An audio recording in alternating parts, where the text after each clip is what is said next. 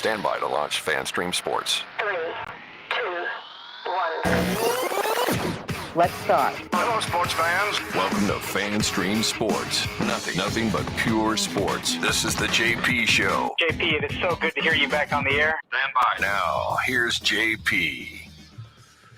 All right, welcome into a Thursday edition of the JP Peterson Show here. If you're listening on 102.5 HD2, The Strike, we appreciate that. We've been on for a week or so now, so back on the radio. And, of course, thank you guys for watching on YouTube and Twitter and Instagram and Facebook and wherever you are joining us. Thank you so much. We got a lot to get to today. The Bolts back on the ice last night.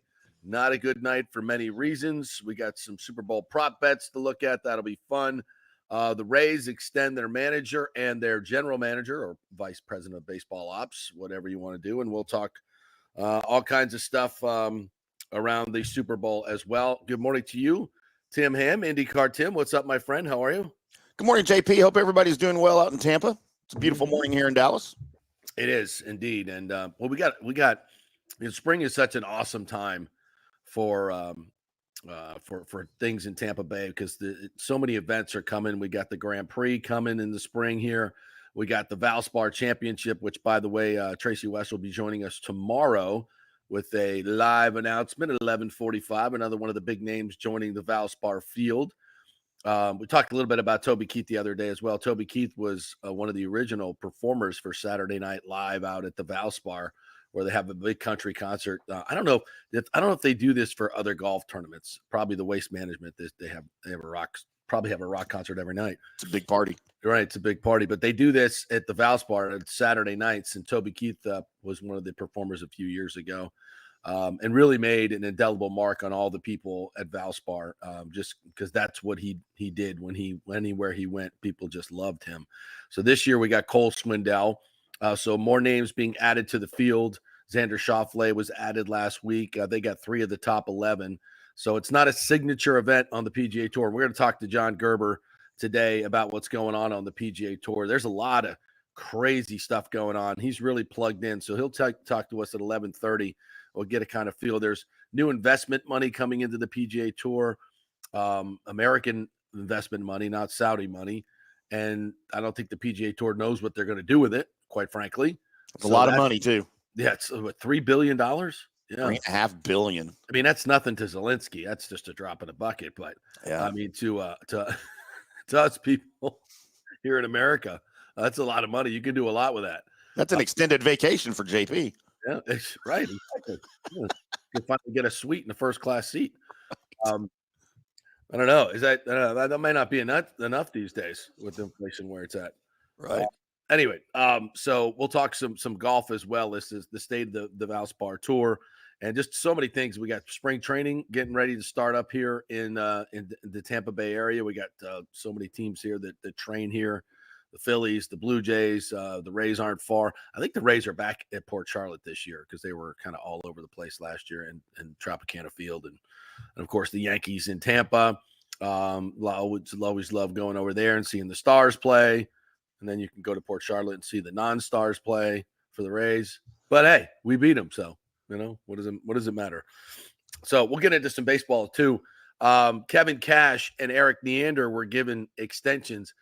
I was interested to see how much Kevin Cash is going to make with this cheap team that he works for, and there was no money in the statement.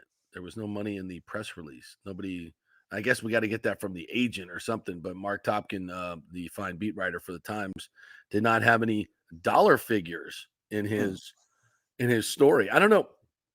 Typically, do we get the money on the manager's deals? I mean, typically at some point we find out, right? Yeah, I don't know if it's when it's at the announcement, at the initial announcement, but it usually comes out at some point. Yeah. So, I mean, Cash was one of the lowest paid managers in baseball. He had a 6-year, $10 million deal. Now, Craig Counsell just broke the bank, right? When I guess that was kind of a bidding war for him. So he's making $8 million now as the new Cubs manager. And I guess last year, Francona was the highest paid manager at 4.8. So the baseball managers don't, I guess, by comparison, don't make a lot of money. By the way, Harbaugh's deal, $16 million a year. That is insane. Wow. Whoa. How And bad the did they want Chargers him? paid that? Holy crap. Dean Spanos must be rolling over. Well, it doesn't go against the cap, so No, it doesn't, but it never stopped the Chargers from cheaping out. man. I mean, that was shocking. But there you go. I mean, you're in LA. You have a chance to make a big pop with a big name, and he wants to come coach your team. Yeah, I mean, even the cheap ass Spanos family can't say no to that. The NFL was probably like, all right, just come on. Like, come out of pocket. You got plenty of money. Just pay the Do you know what Staley was making in LA? What was he making? $4 million a year. It went from paying Staley $4 million a year to paying Harbaugh $16 million a year. And you know what? He was probably one of the lowest paid coaches, and he was stealing at that. It's probably a better deal. Harbaugh at 16 than Staley at 4. Absolutely. Well, you can make the case, especially in college football. I mean, if Nick Saban, suddenly did an about face, by the way, going to college game day, Nick Saban. Yeah, that's kind of a shocker to me. Shocking development. You think? Yeah. Why? I guess this means Lee Corso is. Well, and he needs Corso. I love Corso, but come on. Quit rolling him out there and making him a scene. Because I thought one of the reasons Saban retired was because of some health issues with his wife. I had heard a little bit of that. Yeah. But this is not, this is from a time commitment standpoint compared to coaching. Right. It's still way less. It's still way less. Yeah. I just thought he'd take a year off or something, to maybe take care of stuff at home. All these coaches have the Bear Bryant syndrome. They're like, if I'm not coaching, I got to be doing something or I'm going to die. Seriously. And a guy like Saban, you think he is not capable of retiring?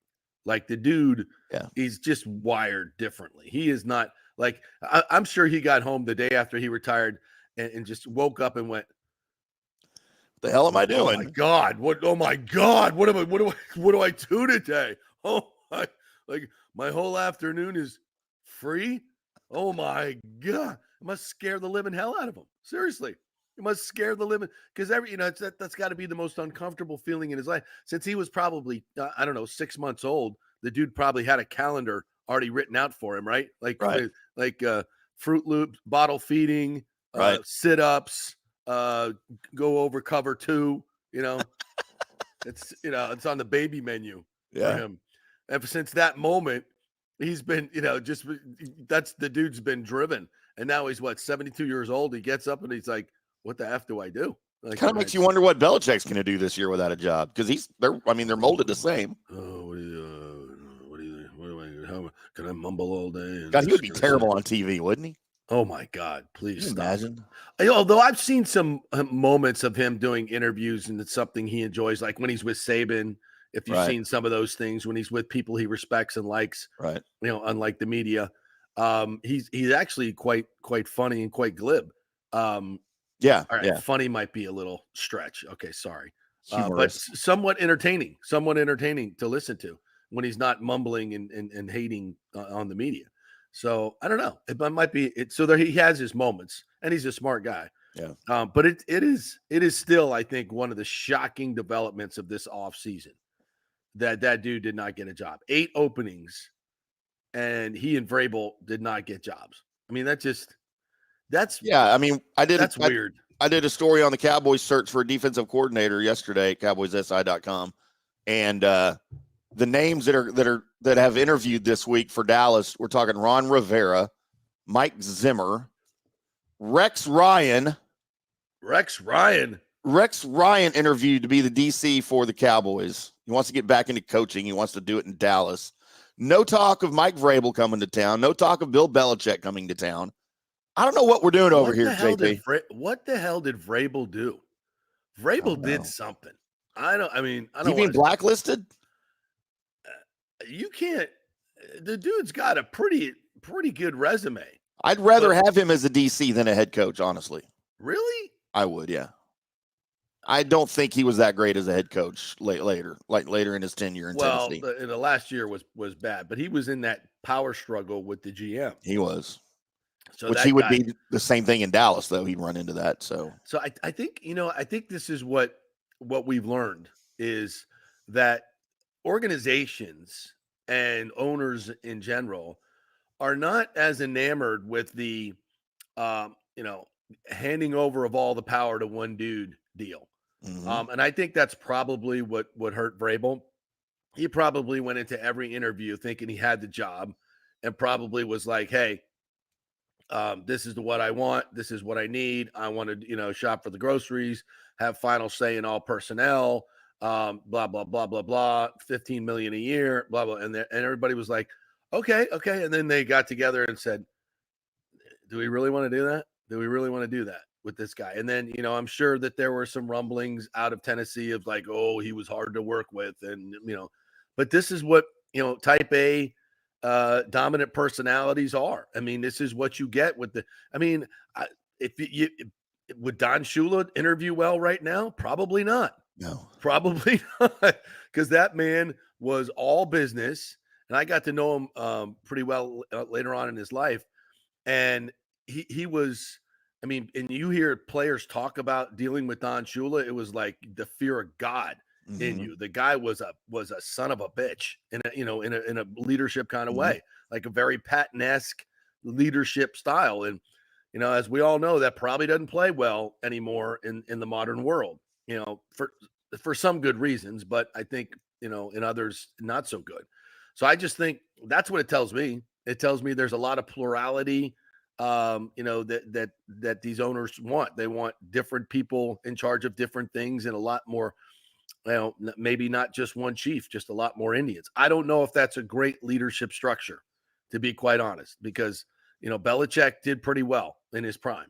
I mean, obviously later on in life, I think he lost it, but I think it's an interesting turn in the NFL, to be quite. I mean, you've been covering this league for a long time, Tim, and the greatest coaches to me have been very, very dominant type A personalities that, had some real a-hole in them. And, you look at this latest round of hirings, do you see a lot of that? Man, I don't see that anywhere in any of them. And, I was thinking back, some of them, of course, being here in Dallas, we go back to Tom Landry, who was not the rowdy SOB yelling at your players guy. He led by example. And, I know some players obviously that played for him back in the day that they still had the fear of God instilled in them from him, but in more of a mild way, right?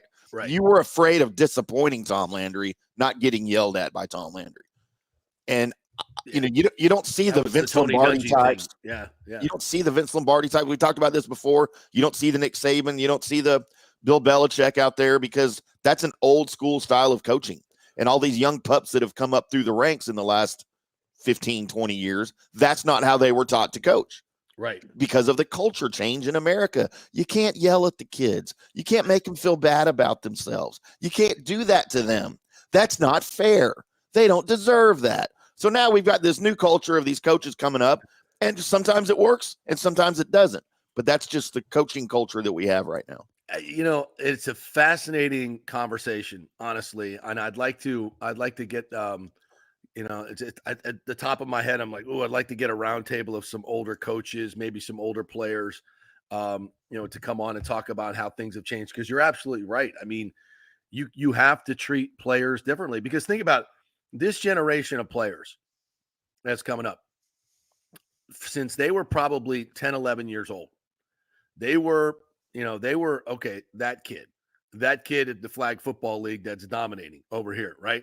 That kid, he Justin Jefferson. Look at that kid. Yeah. Look at that kid. And that's a 10 years old.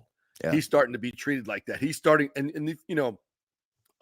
the adults around him are probably like, oh man, I want this kid to come play for me. I'll do any. He probably the red carpet was rolled out for his 7-on-7 team. And I'm not picking on Justin Jefferson. I'm just sure. High school recruiting was probably ridiculous. Like to go play high school. These kids are getting recruited to play high school now, folks. This is high school recruiting has never been bigger because you've got school choice. You got a lot of private schools. You got a lot of different things going on. So, and then college recruiting. Are you freaking kidding me? Now with NIL, and not only are they kissing your ass, but they're filling your bank account. By the time you get to the NFL, I mean, and any coaches or adults that may have challenged you along the way, some guys gravitate to that discipline and love those coaches. A lot of guys are like, I don't need this a-hole yelling at me. Yep. I'm transferring somewhere else. I'm going somewhere else. I'll go. Those dudes over there are kissing my ass. Why do I want to put up with this guy that's trying to make me better? You know, this is what you're dealing with. And I think adults make the mistake of pandering to these kids at times. And I say that, but if I was a coach and I had, trying to get this guy's talent on my team, I'd be kissing his ass too. So I just think the culture that we have developed, everybody is soft. Everybody is soft. And we were all gotten softer. Let's just be honest with that. Well, it's contagious. It's contagious. When you're around it, you become that way. Yeah. And so, getting back to the original thought, maybe this is why the Bill Belichick's don't work anymore. Yeah. The Mike Vrabels don't work anymore. Andy Reid's an interesting cat, right? He's an older coach, but I would not put him in the Belichick Vrabel mold of intensity. No. He just seems like Santa Claus with a play sheet. But it seems to work. Yeah, it works really, really well. It works really, really well. So he's kind of a different cat, right? A different outlier. And you look at Shanahan. Shanahan he's an X's and O's. Another kid that grew up with a play sheet in his hand. But I don't even know if I've seen a lot of interviews with Kyle Shanahan. I don't know if I've seen. I don't even know. I'm not quite even sure. His interviews are very stale and staid and very, there's not a lot of emotion there on the sideline. There's not a whole lot of personality there. I don't even know how he coaches. Yeah. I'm not even sure how he interacts with his players, to be quite honest. But they've got a hell of an organization. They've got a boatload of talent, and they freaking win. And they play physical football. Maybe that comes from the top with John Lynch. But I don't necessarily know what I don't know if you have any insight on how Shanahan coaches or how he deals with his players. But and he seems to be one of these coaches, kind of like you learn from his dad, right? And Mike Shanahan was very much he was a Shanahan. Yeah. But he learned from his dad, and I don't know. Again, it's a different era, so he came up under his dad for sure. But he also had other coaches between him and his dad when he was coaching at a young age under Mike that probably showed him the current nature of things and how they were coaching, and they weren't coaching like Mike. Right. So I think he got a good kind of blend, of all of it. And whatever he's doing is working. I just wish he'd fix his freaking hat. I hate the way he wears his hat. I know you do. So I know we got to kind of got off on a tangent there, but I just think it's, you look at the 2 Super Bowl coaches, you look at the coaches that were hired, you look at the coaches that are doing well in this league. And it is, it's clear to me that these owners are looking for younger coaches that relate well to the players, that are highly motivational, that are, X's and O's driven, less, hard ass personality, less dominant, alpha male type deal. And I don't know. We'll see if it works. I look at Dave Canales and I say, is he ready to be a head coach? I didn't think so, and that's not a knock on him, but I just watch the way he carries himself. And to me, he's much more of a lieutenant than a general. Mm-hmm. He just doesn't strike me as a guy that is going to be that was ready for the top mantle. You look at Todd Bowles. Todd Bowles is a guy who's been around, right? He's been around. He got his job because he's been around. He's been a good coordinator. I don't think there was, obviously when he got this job, there was no interview process. He was handpicked by Tom Brady to be the next coach or Bruce Arians, depending on how you look at it. Right. Because Bruce didn't want to coach Tom Brady after winning a Super Bowl, right? Okay. Might need a 30 for 30 on that. Right. Yes, we do. And I'd like to put a lie detector on Mr. Brady, please. Oh, yes. Yeah, that would be nice. That story, I'm pretty confident I know how that went down. And I've told you all my thoughts many, many times. If we ever get a definitive piece on it, I don't think it will be authored by Tom Brady. No. I don't think it will be Tom versus Time. I don't think it will be a Brady production. But we'll see if anybody ever attempts it. Because, if you go after the king, you better get him. And I don't necessarily think it would make Brady look, well, if we got the truth, it might make Brady look bad. But I don't think it would hurt his legacy. Right. Everybody would just chalk that up as, oh, that's that Michael Jordan competitiveness, man. he wanted what he wanted and he was going to try to get it and blah, blah, blah. And, things finally caught up to him, whatever. But I'll be interested, and I'm on record as saying that I don't think Tom Brady is going to be a great broadcaster. Now, I saw him talking about this when he made his rounds last week about how he's digging into broadcasting. And I'll still say I believe it when I see it. When he starts being critical of players and quarterbacks and giving honest feedback to the viewers, I'll say, all right, I was wrong. Did you ever listen to the bit that, and I call it a bit because that's exactly what it was, on I think it was Sunday Night Football radio broadcasts? Him and Jim Gray at halftime would have their little interview session. And it was basically just to praise Tom Brady. What do you think about the game and the state of the league? Like every Sunday night. Yeah. It was so just scripted and it's just so bad. Yeah, it was bad. And then I listened to his podcast every Monday night. Mm-hmm. And there were moments of some honesty, but for the most part, no. And I understood that he's still in the league. He's not going to dump on anybody in the league and give them any fodder or any bulletin board material. Right. So you're not getting the honesty. I mean, he was more brutally honest about the Bucs than he was probably any other team. Sure. Which was obviously interesting and entertaining. Yeah. And that was the meat that you wanted to hear. But for the most part, yeah, it's about, bringing on guests and kissing their ass and they kiss his ass. And it's like, this mutual admiration society. So I've never found it, very compelling. Now, to me, the best announcers, I'm a Greg Olson fan. I thought he did a great job. I thought he did a great job of breaking down I don't need personality. I don't need hijinks from my analyst. I need him to watch the play, tell me why it worked, or tell me why it failed. That's what I need from you. And then I want you to spot the trends in the game and explain to me, okay, this is what's happening. They cannot execute against this cover too. They're getting great pressure with 4. The coverage has been fantastic and they need to find an answer to that. And I'm like, and now you're watching something, you're watching the game unfold. He's explaining the chess moves. And I think Greg Olson does a great job of that. I thought Ronnie Barber did a fantastic job of that when he was an analyst. Who else do I love that's really good like that? Jonathan Vilma is the worst analyst in football by far. By far. Is he still on TV? Yeah, he still does games. I swear to God, he doesn't watch any tape. The nice dude. Yeah. But man, when he does Bucs games, he says some of the stupidest shit. So he must do the lower tier broadcast because I don't ever see him. Mm-hmm. No, he's been bad from before where I remember. Yeah. He's Devin White is the best linebacker in football. I'm like, oh my. Oh, by the way, we've got Devin White to Cowboys rumors floating around today. Yeah. Oh yeah, baby. You got to have some Devin White, bro. You need some Devin White in your life. Don't think we do. Oh, he wants it. He would put that star on his helmet. He would not see the light of day here, man. Bring all his horses there. Yeah, he has. Oh yeah. He'll run around with his head on fire and run past the quarterback every time, and run past the running back in the flat. I'm familiar. I've seen it. Oh yeah.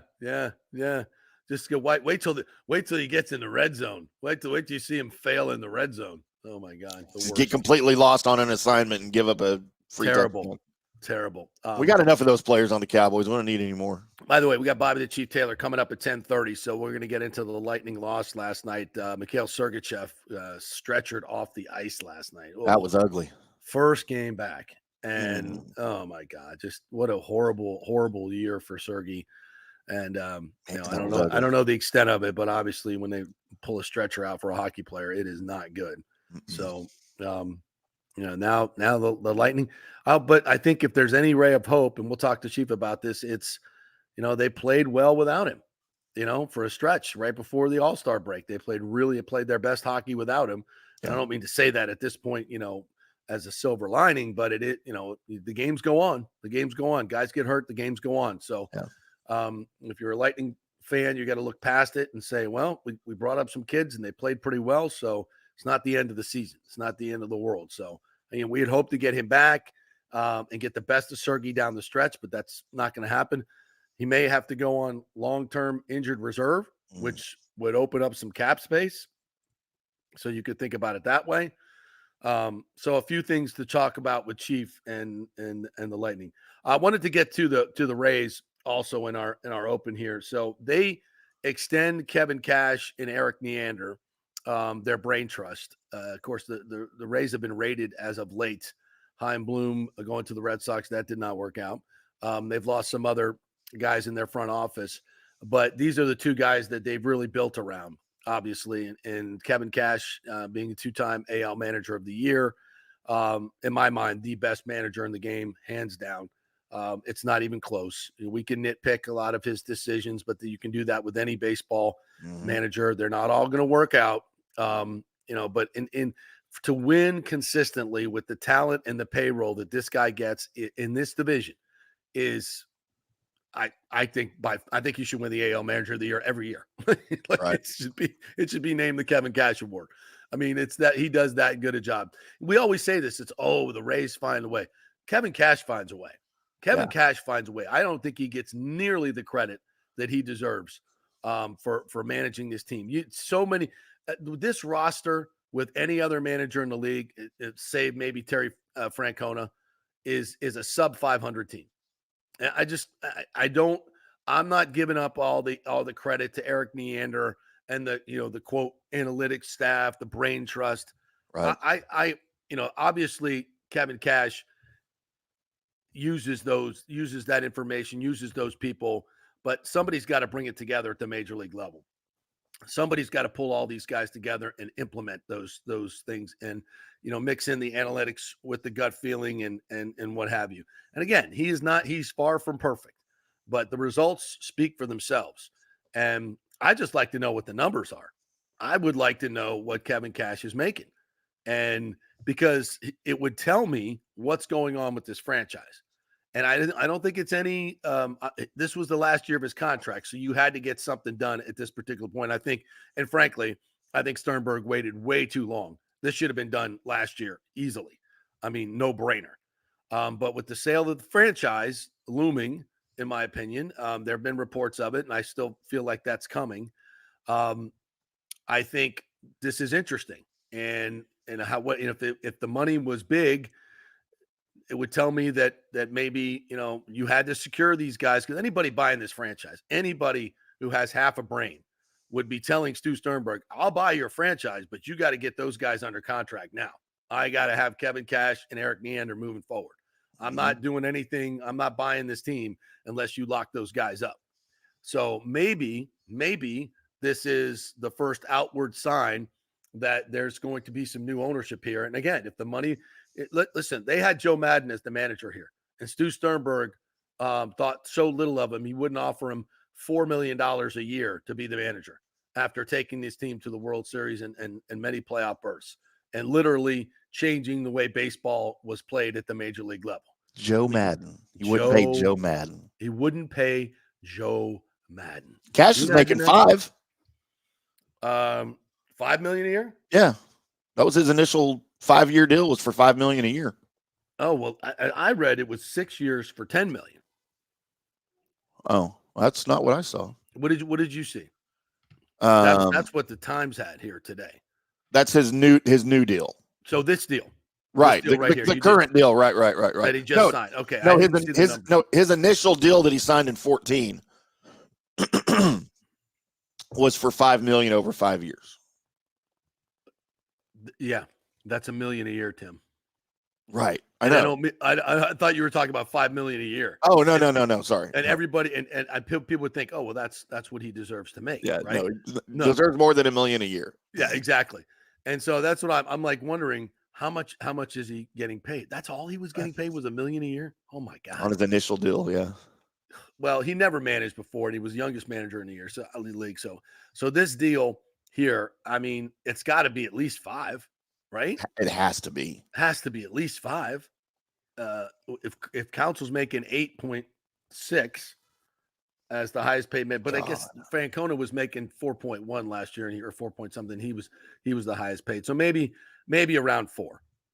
But it's, if even that for Stu would be a stretch to spend, Right. So if it's a bigger number, maybe it's a signal that this deal is close to being done. And That would be good for the Rays. we will have a new opening song for the rest of the season, and that will be The Wicked Witch is Dead.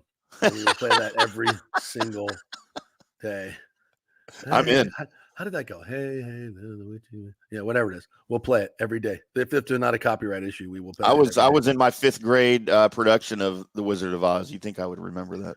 Wow. Let me guess what you played. You got a real cowardly lion look to you. I'm just gonna say. You have an absolute, you are a dead ringer for the Cowardly Lion. Well, I didn't have this in 5th grade. And you didn't? I didn't have this in 5th grade, and I had a lot more up here. It's funny. We just talked about this on the Colby Sabin IndyCarTim show last night. I was I played Boo, the leader of the Munchkins. The leader of the Munchkins. Okay. I had a line, and I even recited my line last night on our show. Don't leave us hanging. Welcome, most noble witch, to the land of the Munchkins. Very well done, and with some flair there. That was. I should have been in Hollywood, man. You should have been an actor. Should have been an actor. Look at that. Look at that. What was your motivation there? Welcoming. Yeah. Wow. Yeah. Welcoming and energetic and friendly, and yes. So that was the good witch you were welcoming in. Yes. Not the bad witch. Not the bad. It was Glenda the good witch. Glenda the good witch. Okay. Yeah. Cool. I for years and years I couldn't watch it. I was terrified. Right? Monkeys scared the hell out of me. They still the wicked witch with a green face. Oh my God, I was scared. Couldn't watch it. Like, way ahead of its time, man. Yeah. Way ahead of its time. All right, quick break. When we come back, the Wicked Witch of Hockey will join us. Bobby the Chief Taylor. He'd be a little grumpy after last night's game, maybe. Yeah. I don't know, but we'll see. Now the Chief will join us next. We'll talk some hockey. We're brought to you by the Jeeves Law Group, JEEVES lawgroup.com. So great to have Scott Jeeves on yesterday. Had a great conversation. That was fun. About the FSU lawsuit. We learned a lot. He did a great job putting it in layman's terms and really feels like FSU's got a good shot to get out of their grant of rights. So you can always check that podcast out. He was on yesterday. And if you have any legal issues at all, the Jeeves Law Group is where you need to go. As you saw, Scott, very, very approachable. He will answer all your questions, get a free case evaluation. So whatever your thoughts are, just give him a call. It's free. JEEVES lawgroup.com. Back in 3. JP here for my friends at your local Synovus Bank. And I do mean friends, and I do mean local. One of the local managers in Tampa is John Acosta. Big fan of the show, and I've known him for over 40 years. He's been in local banking since 1983. You talk about developing relationships. You don't stick around for that long unless you're doing things the right way and have a great reputation. And that's the focus company-wide at Synovus. Big enough to handle any complex international transaction, but small enough to answer the phone when you have an urgent question about your business or personal account. And for personal accounts, they have a very easy app that works great. You can do everything online. And for large or small businesses, you will get that personal touch and services to help build your business, taking your dreams and aspirations from the whiteboard to reality. We can make that happen. Let us show you how. For a get-acquainted meeting to open a business or personal account, just call John or go to Synovus.com to find out where your local branch is. All right, this is for all you guys who don't want to go to the gym and do 5,000 crunches. At Bay Area Modern Medical Center, you can get on the new True Body machine where you can reduce fat and tone up your muscle. It's like doing 54,000 crunches in just 15 minutes. Define your body as you see fit. True Body offers personalized muscle stimulation that delivers the equivalent of those 54,000 crunches in just 15 minutes. Just get in touch with them at Bay Area Modern Medical Center, BAMMC.com. Chris Lugo and the team over there will set you up on True Body and get amazing results. Non-invasive with comfortable and little to no pain and zero downtime. You can isolate and target those areas that you want to improve and treat multiple areas simultaneously. It's an amazing machine, so check it out at Bay Area Modern Medical Center, BAMMC.com. JP here for the Geddes Gordon Real Estate Group and our good friend Jane Geddes. Folks, simply put, there is nobody like Jane. Jane is a former LPGA two-time major championship winner. She was also vice president of talent relations at WWE. She also has a law degree from Stetson. So if Jane can drain a 10-footer to win the U.S. Open and stare down Hulk Hogan in the boardroom, you want Jane on your real estate team to not only negotiate the best deal, but find you the perfect home or investment property. And when you work with the Geddes Gordon Group, you become part of the real estate family and get concierge services that include expertly staging, marketing, and preparing your home for sale. Advice on golf properties. Hey, you might even get some golf tips. Many of their clients become friends long after the sale or purchase is completed. It's all part of the deal. So if you're looking for that perfect home or investment property or trying to get top dollar for your home, go with Jane Geddes and the Geddes Gordon Group, because there's nobody like Jane. Call 813-485-6808 or go to geddesgordon.kw.com. That's GEDDES Gordon.kw.com or call 813-485-6808. Let's go. Right now, back to the show on FanStream Sports. All right, welcome back to the JP Peterson Show, brought to you by Bay Area Modern Medical Center, BAMMC.com. A lot of crud going around, congestion and everything. It's more important than ever to get your immunity system boosted from your diet, your sleep, everything. And that's what they do at Bay Area Modern Medical Center. They look at your total wellness. What are you doing for sleep? What are you doing for exercise? What are you doing for nutrition? Those are the answers that Chris Lugo is looking for before he writes one script. And that's the way it should be. Get that personal attention and a personal plan that you deserve. Bay Area Modern Medical Center, BAMMC.com. All right, let's talk some hockey with our good friend Bobby the Chief Taylor. We don't have him, JP. He went straight to voicemail. I sent you a text message. Oh, sorry. It's okay. Well, last week he got caught by the neighbor. Right, walking his dog or something. Yeah. All right, he gave me the thumbs up, so he's ready to go if you want to give him a try again. All right, I'll give him a call one more time. In the meantime, if you guys missed it last night, Mikhail Sergachev in the second period was kind of going in for a hit on Lafreniere, and it just contact, and you just saw the left knee buckle and just go awkwardly, and it's one of those moments that you're watching and you just gasp. It was, you knew it was bad right away. And he went to the ice and they brought the stretcher out immediately. You know, the players came out and you just knew it was not your regular injury. And most times, you know, like hockey players will try to get up, and even if they can't put weight on it, they'll try to somehow get off the ice. And so you knew that this was not just one of those injuries, and it was serious. And Sergy had missed 17 games because he took a puck off the left foot. And originally we didn't think it was bad, but I guess he must have had a fracture or something and went on long-term injured reserve. And this was his first game back. And we had hoped that it would, you get the old Sergy back, and he was a -13 to start the season, which was weird. But now it looks like probably his season is over. So still no Chief? Still no Chief. It was straight to voicemail 3 times in a row again.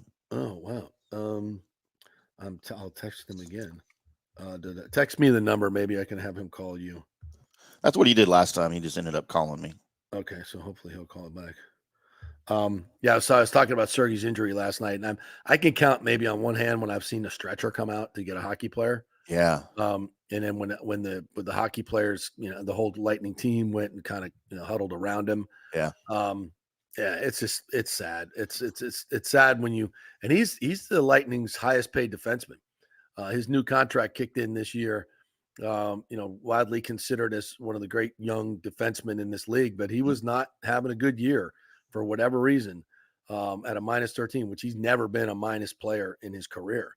It seemed every time, and he's always been a little loose with the puck. It's always been one of his, and when you're that talented an offensive defenseman, sometimes, you're going to make some mistakes. And we've, if you're a Lightning fan, you have screamed at him many times for some of those mistakes, but, his offensive abilities far outweigh those mistakes. And he's a hell of a player. And you just want, and you really thought that he was coming into his own and this was his time. And, if this is a significant knee injury, an ACL or something like that, that's going to go into next season. And it hurts you. It hurts you big time. So the Lightning, like I said in the beginning, the only hold on, 10 hold on. What do we got? Update. Says Breaking it's not news. ringing and shows nothing on my phone. Let me text me the number for him to call. I did. Oh, you want my number here? Yeah. Okay. We're doing a little producing on the air here. That's what we do, man. Yeah. That's what we do. I don't know why we're having this problem. We never have this problem with Chief. No, never. His phone's a little wonky. Does he have a flip phone still? He might. Oh, right, Chief. He's going to call you. All right. So we'll see. We'll see what happens with that. And the Lightning lose last night to the Rangers, 3-1. They had some great opportunities in the first. Kucherov had a couple of great opportunities. I thought they came out and played a really, really good first period, with having gone 10 days off. They came out with energy. I was actually listening to some of the New York broadcast last night, and they were commenting on how how well the Lightning came out after 10 days off. And then the second period, which has been the Lightning's bugaboo all year long, right? It just, suddenly it's like they come out with freaking cement shoes, and they just weren't moving like they were in the first. And then the Sergachev injury, 7 minutes in, that probably took a little wind out of their sails as well. And they get back in it with a great goal by Brandon Hagel. Then in the third, Kuch hits the post.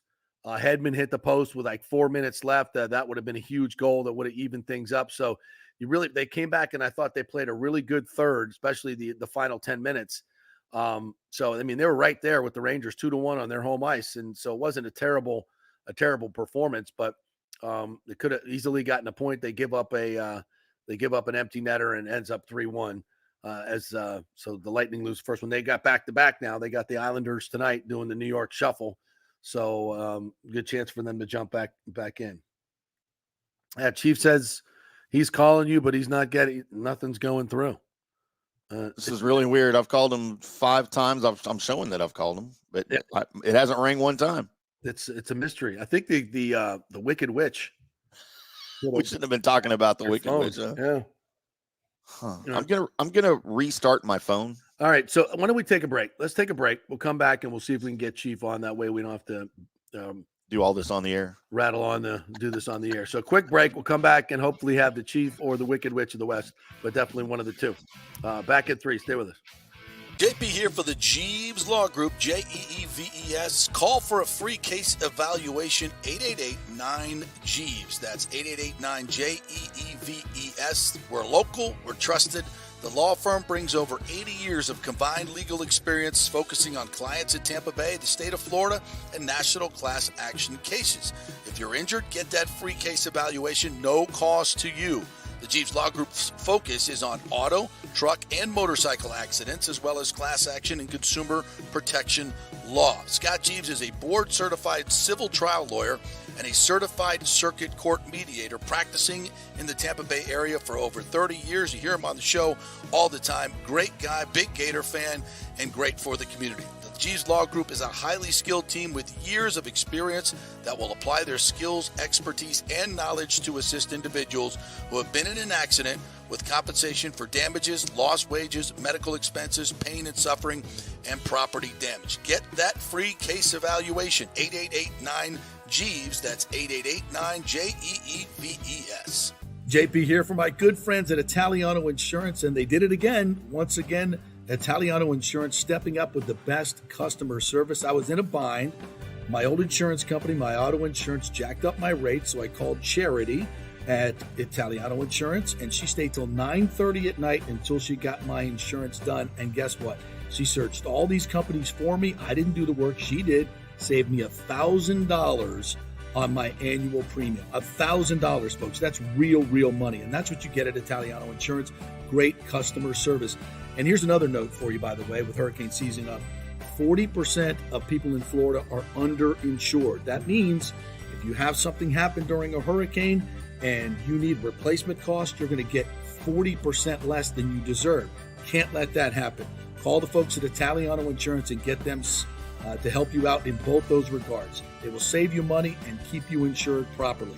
That's 813-877-7799. Great folks in the community, been doing it for over 60 years. Italiano Insurance, 813-877-7799. Start the new year with a new diamond from the Gold and Diamond Source. It's still engagement season. Where better to get that special ring than the Gold and Diamond Source? Of course, I just got mine there. I'm engaged. You should do the same thing. Let's go. Gold and Diamond Source has the largest selection of engagement rings in the country. A literal jewelry superstore with 30 times the inventory of any normal jeweler. And if you have a loved one or a special person in your life who has a birthday this month, maybe you have an anniversary coming up, you can get 15% off the January birthstone, which is garnet, as in garnet and gold for all your Seminoles. Celebrate that mythical national championship. And it's the Gold and Diamond Source's 40th anniversary. For the past 40 years, they have taken pride in offering only natural diamonds formed over billions of years from the Earth's incredible forces. And gold prices are at an all-time high. Now's your chance to turn your jewelry box into a cash machine. It's the perfect time to trade in your broken or unworn pieces for something new and stunning. It's the Gold and Diamond Source, 3800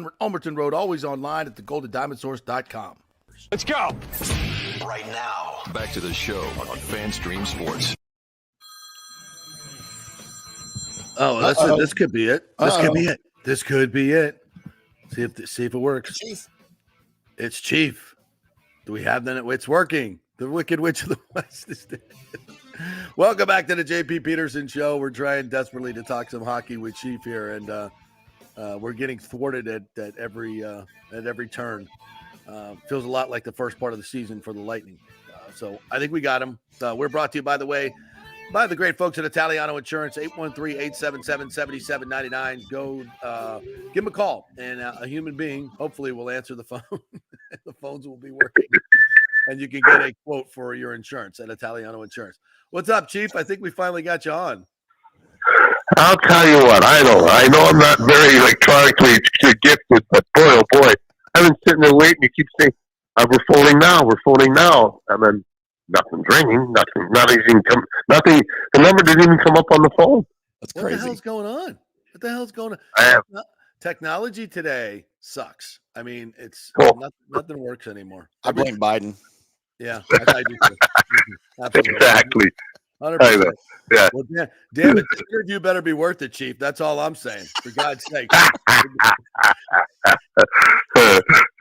Lord knows I've droned on enough about the Lightning today, but I don't know, Chief. I thought they looked really good in the first period last night. I was actually listening to some of the New York broadcast, and they were complimenting the Lightning on coming out sharp, and they got a bunch of good looks early on, and just couldn't beat Jonathan Quick, who I thought was pretty good last night. What are your thoughts on just the start of the game last night? Yeah, I mean, you know what? I really get a kick out of it. You've heard me talk about this, JP, that if they play really well, that was great to get the rest. If they lose, oh my God, we were off too long. Right. You know, I mean, come on. But I thought they did play pretty well. You know, the second period again was a bad one for them, and that's the one thing that they've had a tough thing about. But when you, it wasn't as bad as it seemed. If you take a look, they had 41 shots that either were blocked or missed the net that whole game. 41. Wow. They only had 20, and that's the thing. You know what, JP? I don't think I've ever seen the Rangers block that many. They blocked 22 shots, so we couldn't get the puck through. Quick didn't have to make any wow save that I recall. And if you think about it, the goal we scored, this is where I really have to point out to people, and that's when I wish I had the telestrator still on TV. Yeah. The goal was scored from just inside the top of the circle. You know, like not right at the thing, but I mean maybe a foot or two inside it. Bang. They hit the goal post twice. Yep. Hedman from the point and Cooch from the top of the circle. Yep. So every time, one of the things that I find really strange a lot of times is everybody wants to pass the puck into the back of the net instead of taking the shot from the high danger areas. And I think that's what kind of hurt the team last night, because we kept trying to make that one extra pass. But again, Rangers are one of those guys that, oh wow, we don't want to get our feet dirty, or we don't want to get our uniform dirty. You know, you want me to steal a base and slide and get my uniform dirty? No, they don't do that kind of stuff. But last night they blocked 22 shots. Holy crap! I don't think I've ever seen them play that strong a defensive game. Mm-hmm.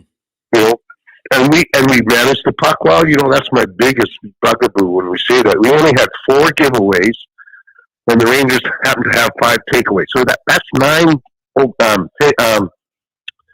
giveaways, or 9 turnovers rather. Right. But rarely we do that in one period, but that was for the whole game. So you know, when you look at the stats, and that's what I was looking at. You know, it didn't seem like it was that bad. No. But you know, they made 2 mistakes. Like the first goal, Bassey was playing the pass instead of the shooter. Yep. You know, when you flatten out in the net like that, when I say flatten out in the net, you have to stay square to the puck carrier all the time as a goalie. If you think you're going to pass, you know what? And when you're trying to protect 2 people, you're not going to protect anybody. So that opened up that top corner for Bassey to score. And then the other one was just a coverage mistake. I mean, we had 4 guys back. Yeah. And they had 2 guys there, and all 4 guys were watching the puck carrier in the corner. This is my biggest bugaboo. Who the hell is going to score from the corner? Nobody. So why wouldn't you look around to see where the danger could come from? And that's what, you know, Trinek was the closest guy to the guy that shot it, but he was 4 feet away from him. Yeah, he's standing looking at the puck battle in the corner, and I get that. You get when the puck pops out, but he's not, like you said, he's not looking around, and you're doing basically nothing. You're in no man's land. You're not guarding a guy, and you're not. You got to be better than that. You got to be better than that. And that was his first game back in a while as well. So you know, maybe there's a little bit of focus that wasn't there, but. Yeah, and that's you know, in a game that tight, that's the difference, right? One little misstep like that's the difference. Exactly, but you see, that's what, when you watch practice, that's what they do. They come back to a spot. So they come to a spot, and that's what they think they're playing defense. But if nobody's in that spot, you're not playing anything. You know, look around and find another spot to protect. Yeah, but they don't do that. I just don't understand sometimes the philosophy on that. And I know I harp on it a lot, but I just, you know, it's, you always talk about you have to win the one-on-one battles. Well, we have the 5-on-1 battles that we didn't win last night. I gotcha. And, you know, in the third period, you know, as you mentioned, Cooch had a great opportunity and he hit the side, hit the post. Hedman hits the post. So I thought their third period was good, but that damn second period has been a freaking bugaboo all year long, and I just can't figure out why. It's just weird. And you know, maybe last night you could chalk it up to the Sergachev kind of injury. But I was listening to the radio actually when you were on in the second intermission, and you had an interesting take on that because you know I think a lot of other folks were like, "Yeah, that really going to get into your head." But as you pointed out, you're a player. You can't let that get into your head. As cold as that sounds, you really can't let that get into your head, right?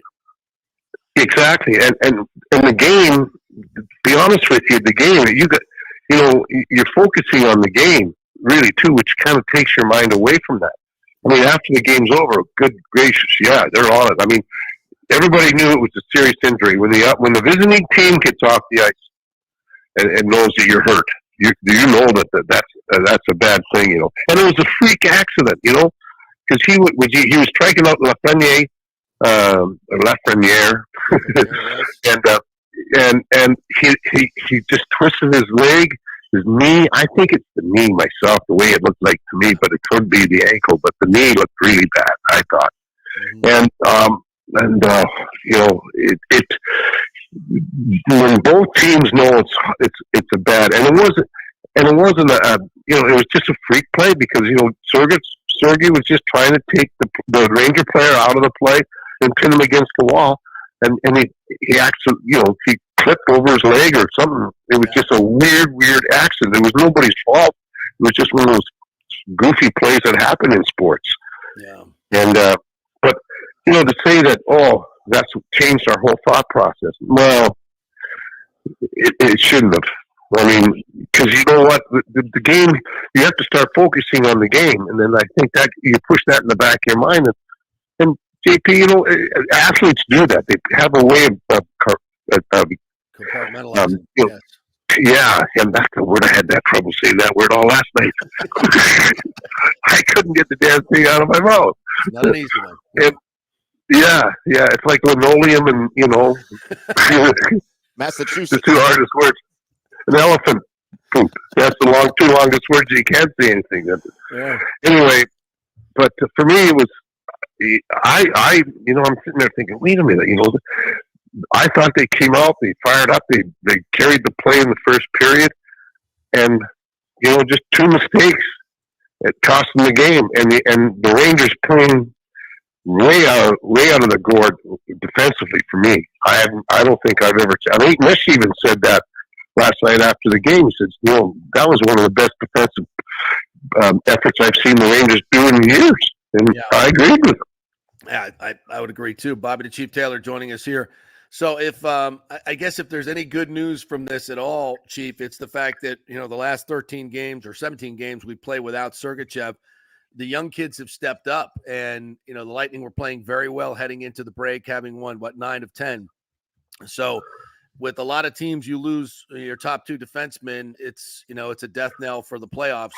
But I think the Lightning have kind of proven that they can play well without Sergachev. You'd love to have him, obviously, but does this just kind of, is it time for some of these young kids to step up and play, or does this open up something where you're going to go out and get a more experienced defenseman? What do you think? Well, you got an experience that didn't play last night in the Hamm. I don't think you can. What you really miss from Sergachev is his offense. Yeah.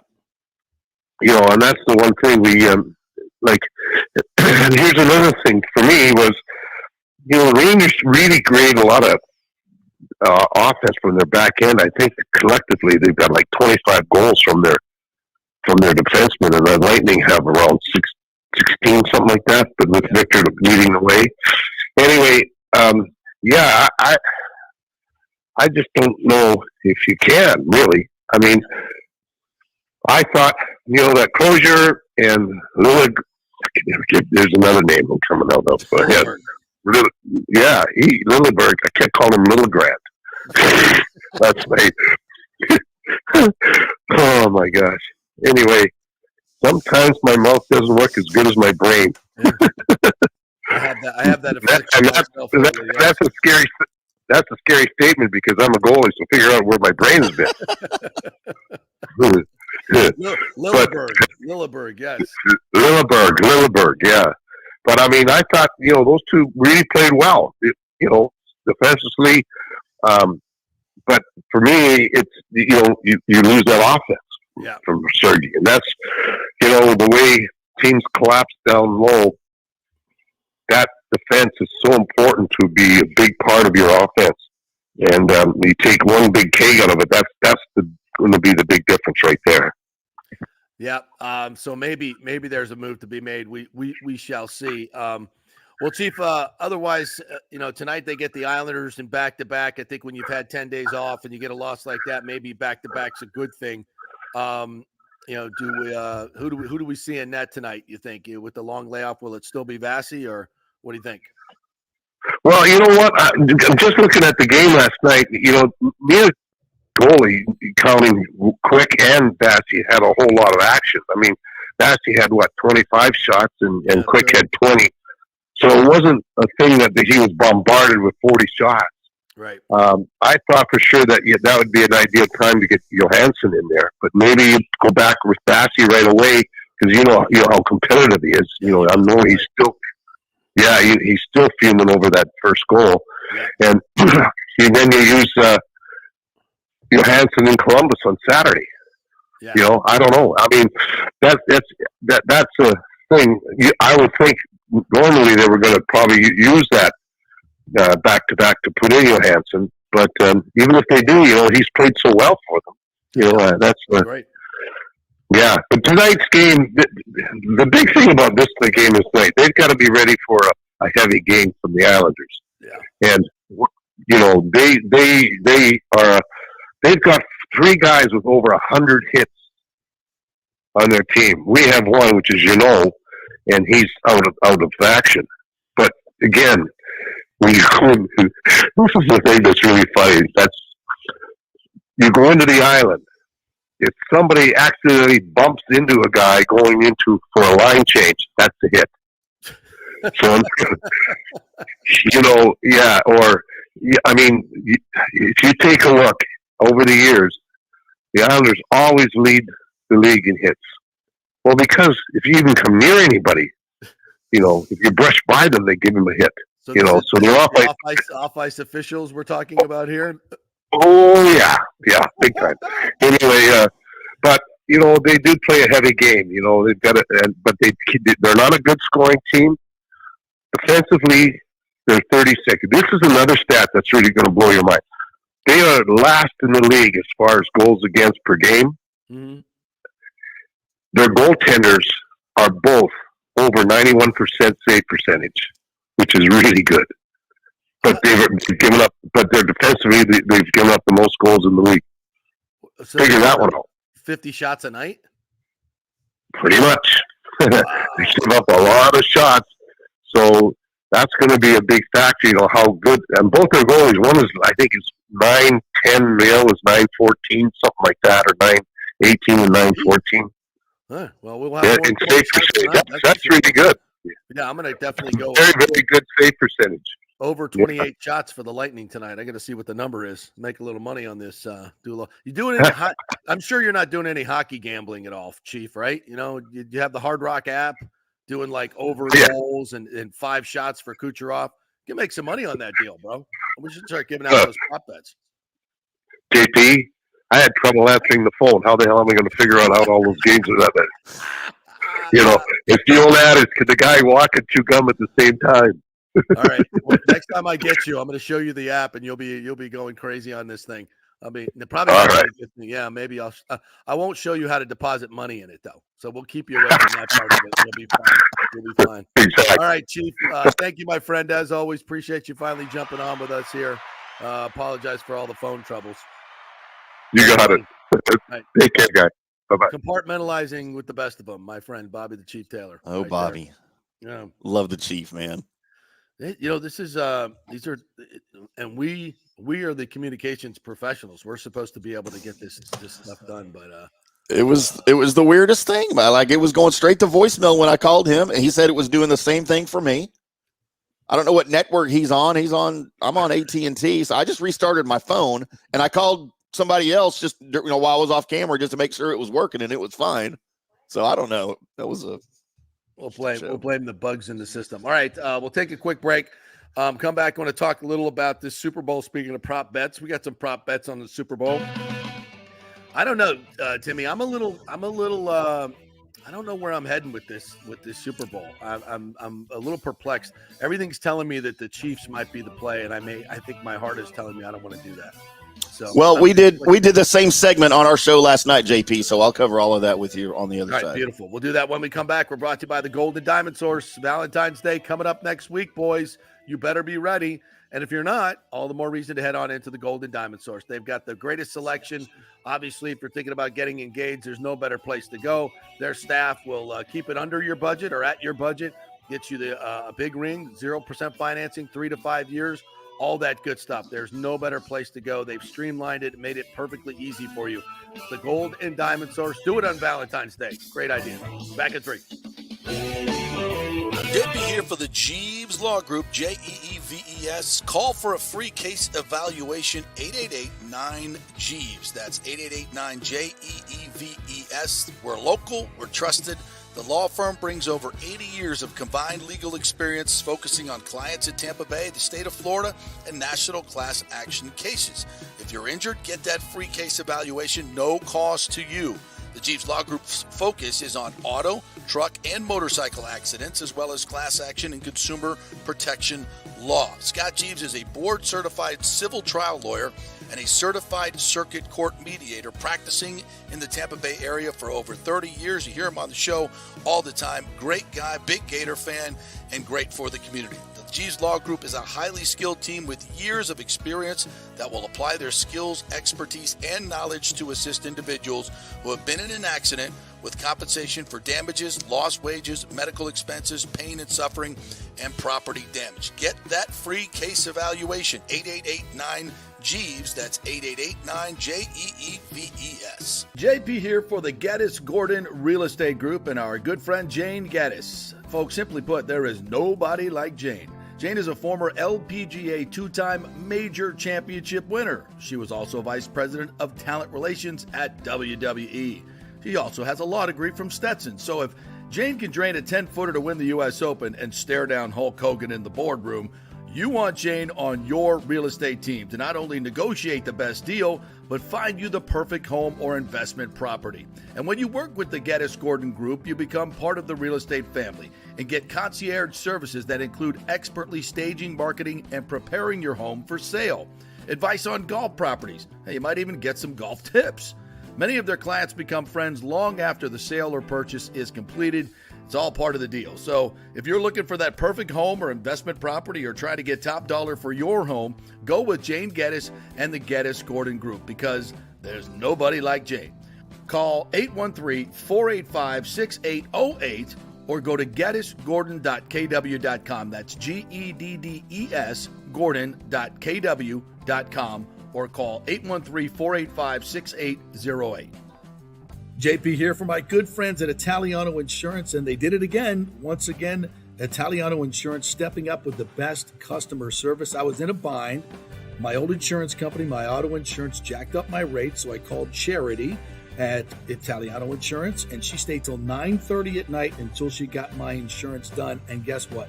She searched all these companies for me. I didn't do the work. She did. Saved me $1,000 on my annual premium. $1,000, folks. That's real money. And that's what you get at Italiano Insurance. Great customer service. And here's another note for you, by the way, with hurricane season up. 40% of people in Florida are underinsured. That means if you have something happen during a hurricane and you need replacement costs, you're going to get 40% less than you deserve. Can't let that happen. Call the folks at Italiano Insurance and get them to help you out in both those regards. They will save you money and keep you insured properly. That's 813-877-7799. Great folks in the community, been doing it for over 60 years. Italiano Insurance, 813-877-7799. Let's go. Right now, back to the show on FanStream Sports. All right, welcome back to the JP Peterson Show. And don't forget to, if you're looking for a place to watch the Super Bowl, head on over to the patio. They've got a big party planned over there. They've got a VIP section that you can jump into. They have, I'm trying to find the exact stuff going on here. I can't watch that.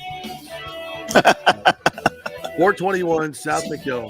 Somebody sent me something. It was like, I thought it was an SNL skit. It was it was an interview with Zelensky being done by, God, I can't get off my phone. Being done by someone from CNN, like one of the, I think. Oh God. Something. Yeah. And it looked like, it was like an SNL skit. Like they had this music on it. It was like, she was like fawning over him. Like, oh, what is your thought process? How do you handle the, and all this, like, it was like, oh my God. Lord. I'm like, are you serious?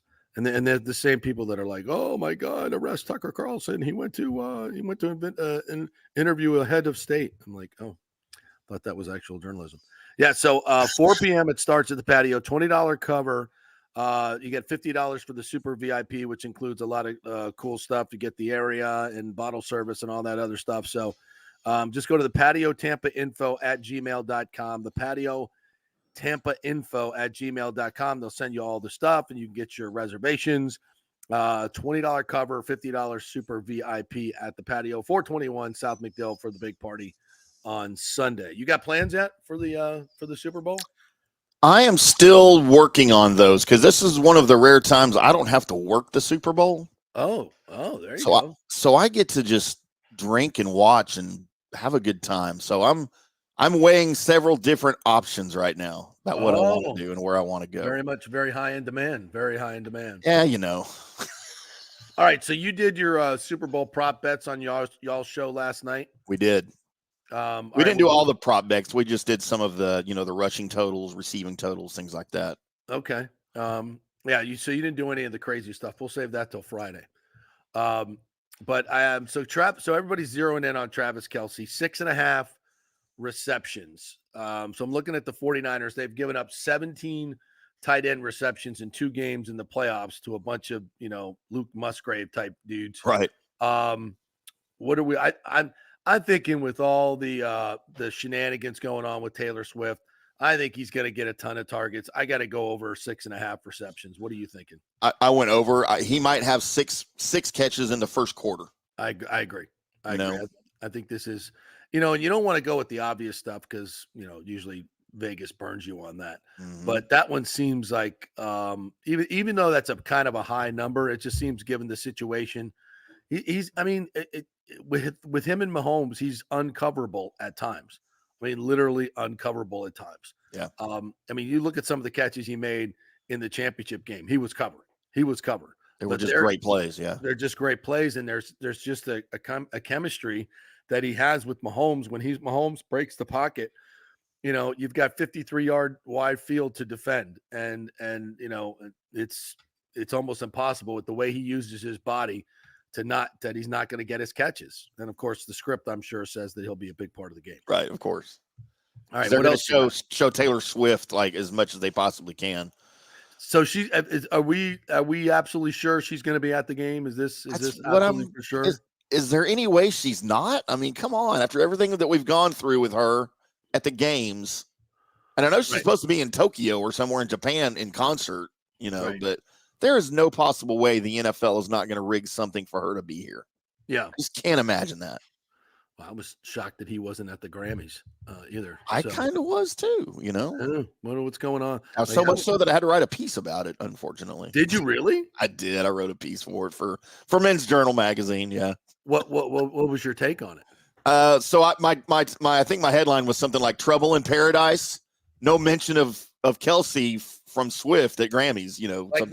Not only did she diss Celine Dion, which I think that was just travesty right there. That's a travesty. Even my daughter, the lovely Shay, who's a huge Tay-Tay fan, was like, I can't believe she promoted her album for her acceptance speech of the one of the Grammys that she won. Right. I'm like, wow, even you're being critical of Tay-Tay? Wow. That's saying something right there. That's amazing. Yeah. All right. What other props did you have? You want to give me? So I had some rushing totals over and under. We've got McCaffrey at 90.5. 90.5, huh? I gotta take the over on that, right? Yeah, I was taking the under. You're taking the under on McCaffrey. Yeah, I think this is going to be a heavy pass game for the Niners. Yeah. People don't sleep on that Chiefs defense. Second in the league against points scored, and they've really, really played well. And I think they're healthy at this particular point. But I think McCaffrey. This just seems like a game that. I just think he's going to get a lot of touches in the game, and I think I'm gonna have to go over. I'm gonna. So we also had McCaffrey receptions total. Yeah, which is at 4.5, and I went way on the over on that. That sounds that sounds low, doesn't it? Yeah. Here's one I love. Deebo Samuel to score the first touchdown, plus 800. Oh, that's a good value. That's great value. Deebo Samuel to score the first touchdown, plus 800. Mark that down. Wow. McCaffrey's at plus 350, which I think is also some really good value. So is it the first touchdown of the game? First touchdown of the game. Okay, so you just have to hope the 49ers get the ball first, and if they don't, Kansas City doesn't score. Right, okay. Yeah. Now, if you want a little local flavor, Ray McLeod is plus 1,400 for an anytime touchdown. Oh. Local Tampa Bay guy that will have a shot. For the Chiefs, first touchdown plus 550 for Pacheco. Not bad. That's nice. These will be the fun ones, just early on. And the great thing about the Hard Rock app, just put down $10. Travis Kelce, $10 plus 750 to score the first touchdown. Yeah, that's nice. That's a nice good value. Good value right there. You want another local USF kid, Marquez Valdez-Scantling, plus Yep. 2,000 for the score of the first touchdown. Oh. These are good. I like these first touchdown bets because a lot of times it is somebody you don't expect. You know, Yeah. they draw up a play in the red zone for a Noah Gray, who's plus 4,000 to get Clyde Edwards-Helaire is plus 2,500. Another local kid, Justin Watson, 2,500 these are for first touchdown. Right. Anytime touchdown for Justin Watson, plus 475. Valdez-Scantling plus 375 for an anytime touchdown. Wow. And Pacheco's minus 120 and Kelsey's minus 105 for an anytime touchdown. That's about right. That sounds like good value. Although I try to go for the plus, first touchdown for Patrick Mahomes is plus 1750, but he won't do a lot of sneaks or any of that stuff. Now here's a couple of interesting ones that we did last night. Rushing yards for the two quarterbacks. Ooh. Patrick Mahomes, 26.5. 26.5. I got to go over that because I got to go over 26.5 because this is a game where you're throwing caution to the wind in terms of how many times you run the football as the quarterback. Yeah. And then the interesting one for me was Brock Purdy's rushing total. Oh my God, 12.5. 12.5. Oh, he might get that on the first over. series. Way over. Right? I'm not crazy. Over. Yeah. Yeah, I would even look for the alternate rushing yards on that one, where you can name your number. Plus 25 is plus 200 for him. Plus, let me see, is that 50? No, he's not getting 50 yards. Plus 500 for 50 yards or more. I wouldn't do that. Oh, wow, I'd do plus 200 at 25 or more for Brock Purdy. You double your money there. Yeah. I like that one. I like that one a lot. That's not bad. No. So yeah, some of these other props are, I always kind of zero in on, what kind of game you think you're gonna see. What do you think in terms of just overall scoring in the game? I don't think it's gonna be an explosive game. I think both defenses are gonna, and offenses are good, but I think it's gonna be more of a defensive game. I'm probably gonna take the under on the total. What do you think? Yeah. So the total when we did this last night was 47.5, and I took the under. Yeah. I think that's a strong underplay. I agree with that. I see kind of a 21-17 game here. Yeah. And I think a lot of defense. I see a couple of turnovers maybe by each team just based on these defenses. And I think the under is a safe bet there for sure. And just the fact that the Chiefs are 2-point underdogs in this. I had some numbers. The great Scott Fitzgerald, our mortgage guy, great with numbers, sent me a bunch of trends on this one. Let me see if I can find this. Which is, and the trends are interesting for betting purposes because I always tend to throw them out because it's like these are two different teams. History doesn't matter, but sometimes it does. Mahomes 13-1 in domes. 13-1 in domes. Team with better winning percentage. Team with better winning percentage. 1-15 against the spread since 2003. How about that? Wow. 1-15 against the spread. The team with the better winning percentage because people bet favorites, right? Yeah. Teams with a bye 5-10 straight up. Teams with bye. This is weird. And 2-12-1 against the spread. Interesting. Wow. Coming off by Kyle Shanahan 6-0 straight up as a favorite in the playoffs. 6-0 as a favorite. Terrible as an underdog. 32-11 straight up. And 28-14-1 against the spread. Shanahan. So interesting numbers in this all the way around. It just kind of feels like a game that's going to be decided with a turnover late in the game. And it'll come down to, maybe the team, because, if Mahomes has the ball last, are you betting against him? Nope. No, and we talked about this last night. I think it comes down to a final possession. You do? Either for a field goal or a touchdown to win the game. I see it, like you said, a 21-17, but that 21 might be, on the final possession of the game or something. Yeah. And then the other two props here that I had that I wanted your thoughts on are the passing totals. Right. Got Patrick Mahomes at 260.5. for the game. I go under. I took the under, and they've got Brock Purdy at 247.5.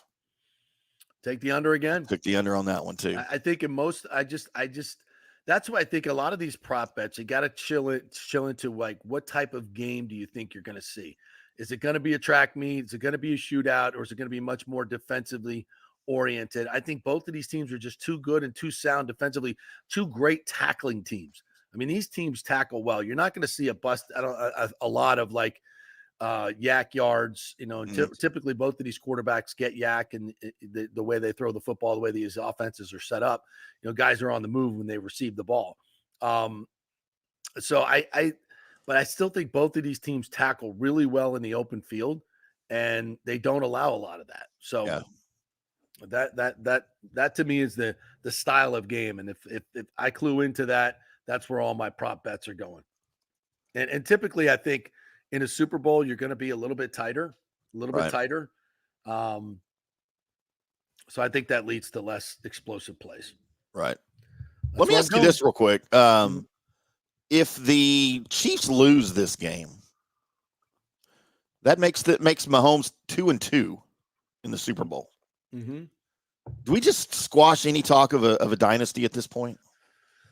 No. You can't be 2-2 and be a dynasty. Yeah, but he's still going to get a lot of shots. He's right. going to be, you just got to believe it's what, four Super Bowls in 6 years. When he came out in 18. Yeah. So 4 and 6. Yeah. Do you see a dominant player or team nipping at his heels in the AFC? He's looked like he's got Josh Allen's number, right? I don't know if Lamar Jackson can do anything in the postseason. I'd say the Ravens. Lamar Jackson. I mean, are we past that now? It's like, that last game was an eye opener for me. I thought it was his time. I thought he was ready.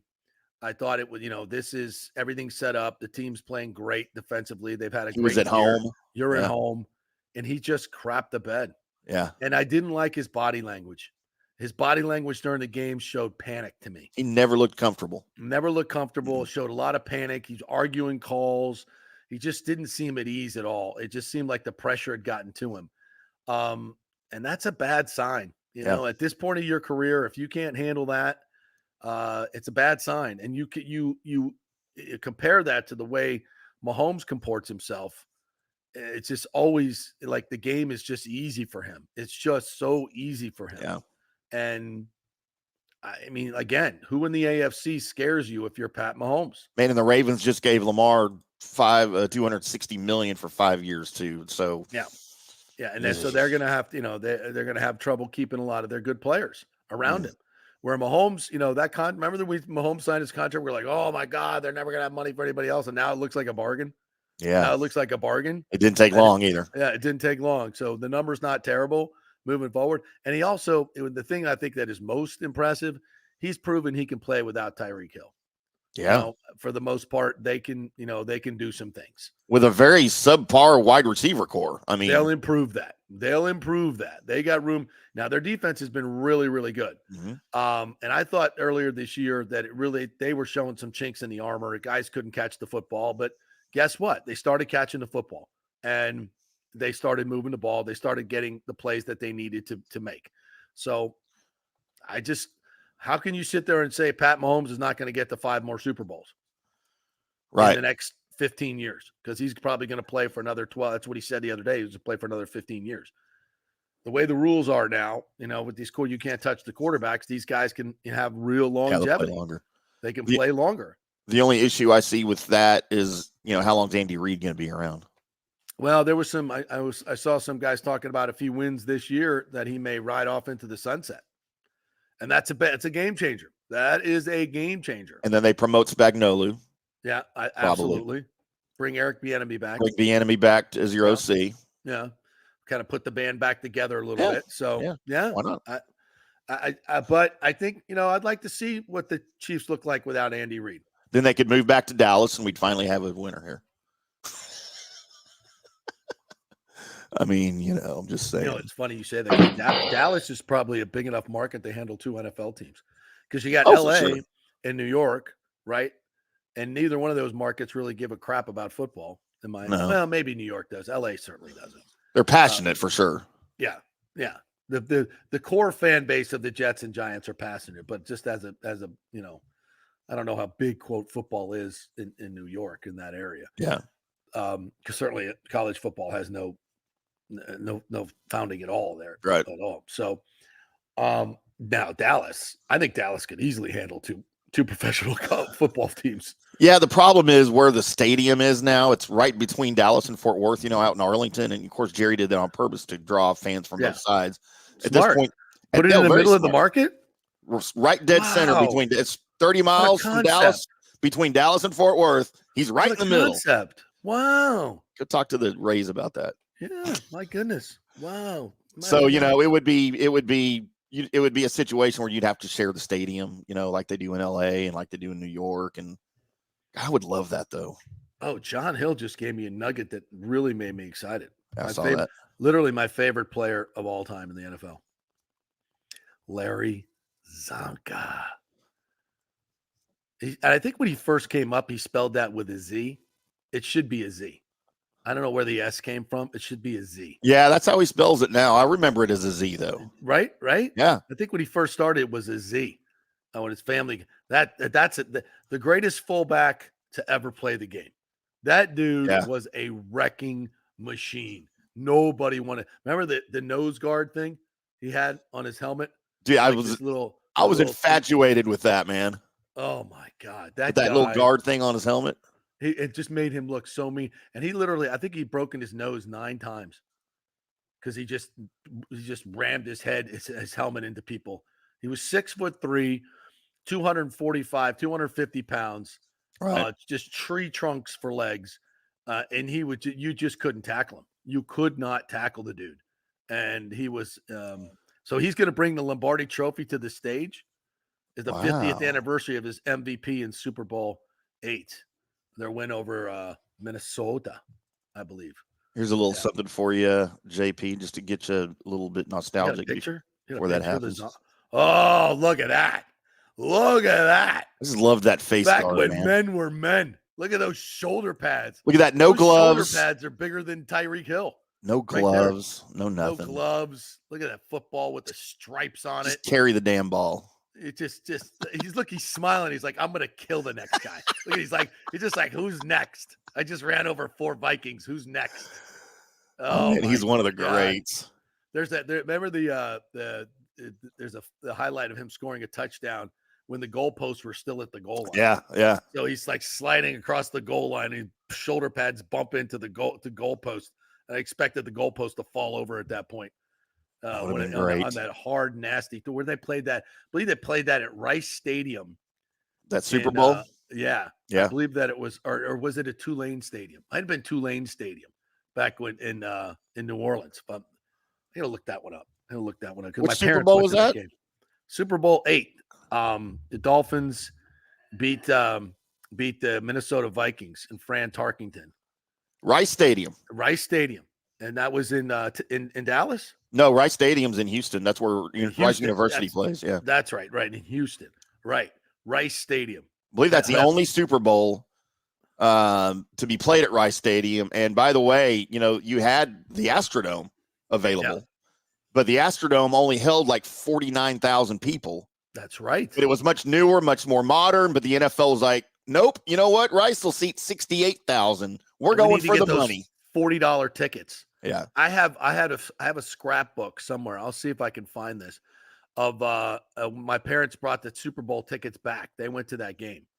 And so I have the tickets, the actual tickets to the game. And I believe with Zonka's signature on the back of them too. Wow. Yeah. How about God, that? he's got to be close to 80, right? Yeah. He's still doing TV. He's doing those outdoor shows. Is he really? Yeah. That's I remember awesome. he came to talk at the Tallahassee Touchdown Club one time, and I was like, oh my God, I get to interview Larry Zonka. So I was all set up outside, it's some hot summer day in Tallahassee. And I start doing this interview, and I'm probably 22 years old. And all I remember him, he's very nice in the beginning. And I remember he's like, my God, this is an Easter vigil. Like, when are we going to be done with this? I must have asked him I'm asking him, hey, remember against the Pittsburgh Steelers in the Champion 21? I was there in the Orange Bowl. You were like Chris Farley talking to Paul McCartney on SNL. Hey, you remember you played football? That was awesome. Yeah, that was awesome. So Larry Zonka is your Roger Staubach for me because I get that way around Roger. He was that guy, and I was like, I didn't even remember how. I probably was about probably a half-hour interview outside. So he's probably sweating bullets. He's in a tie. You know, it's the middle of summer in Tallahassee, and I'm like, remember? You're just going down memory lane. He's like, what the crap, kid? Oh, that's great. Oh yeah, that was a highlight. One of the highlights of my career, no doubt about it. All right, let's take a break. When we come back, we can talk to our man John Gerber, PGA Pro, about all the shenanigans that are going on in the PGA Tour right now. Who's going to Live Golf? What the hell's happening? He's out at Pebble Beach too. Well, we're really feeling sorry for Johnny. Yeah, so right. We'll talk some PGA Tour when we get back. Stay with us.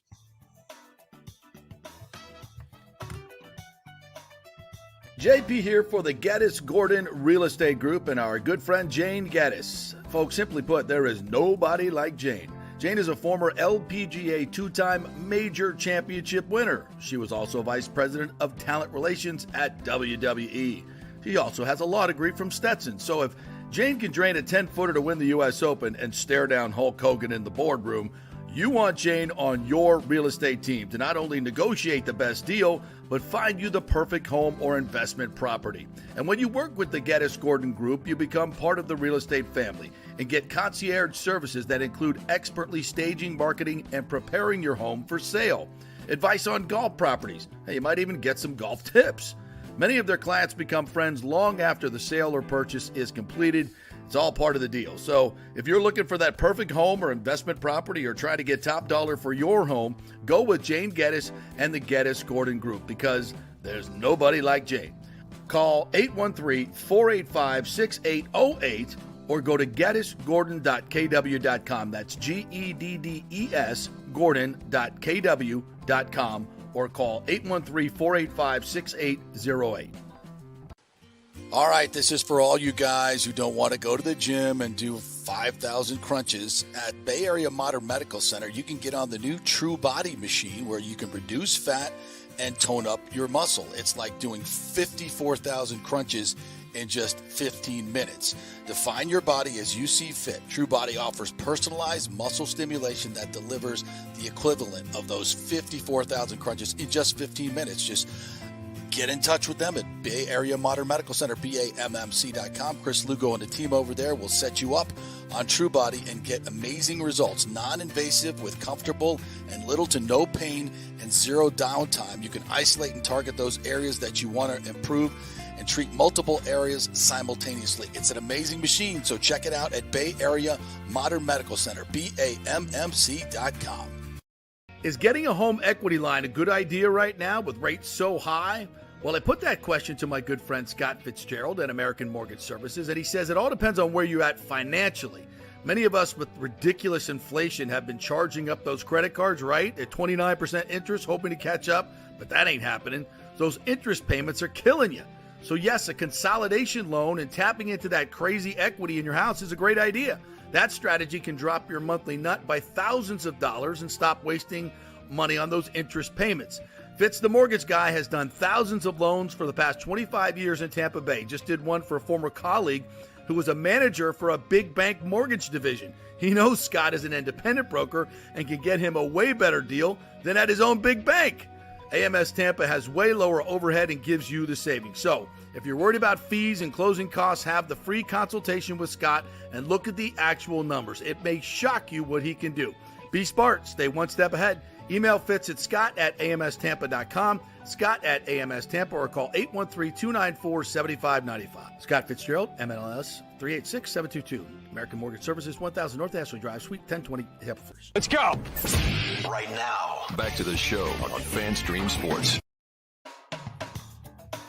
All right, welcome back to the JP Peterson Show, brought to you by the great folks at Synovus Bank. They're the big bank with the local feel.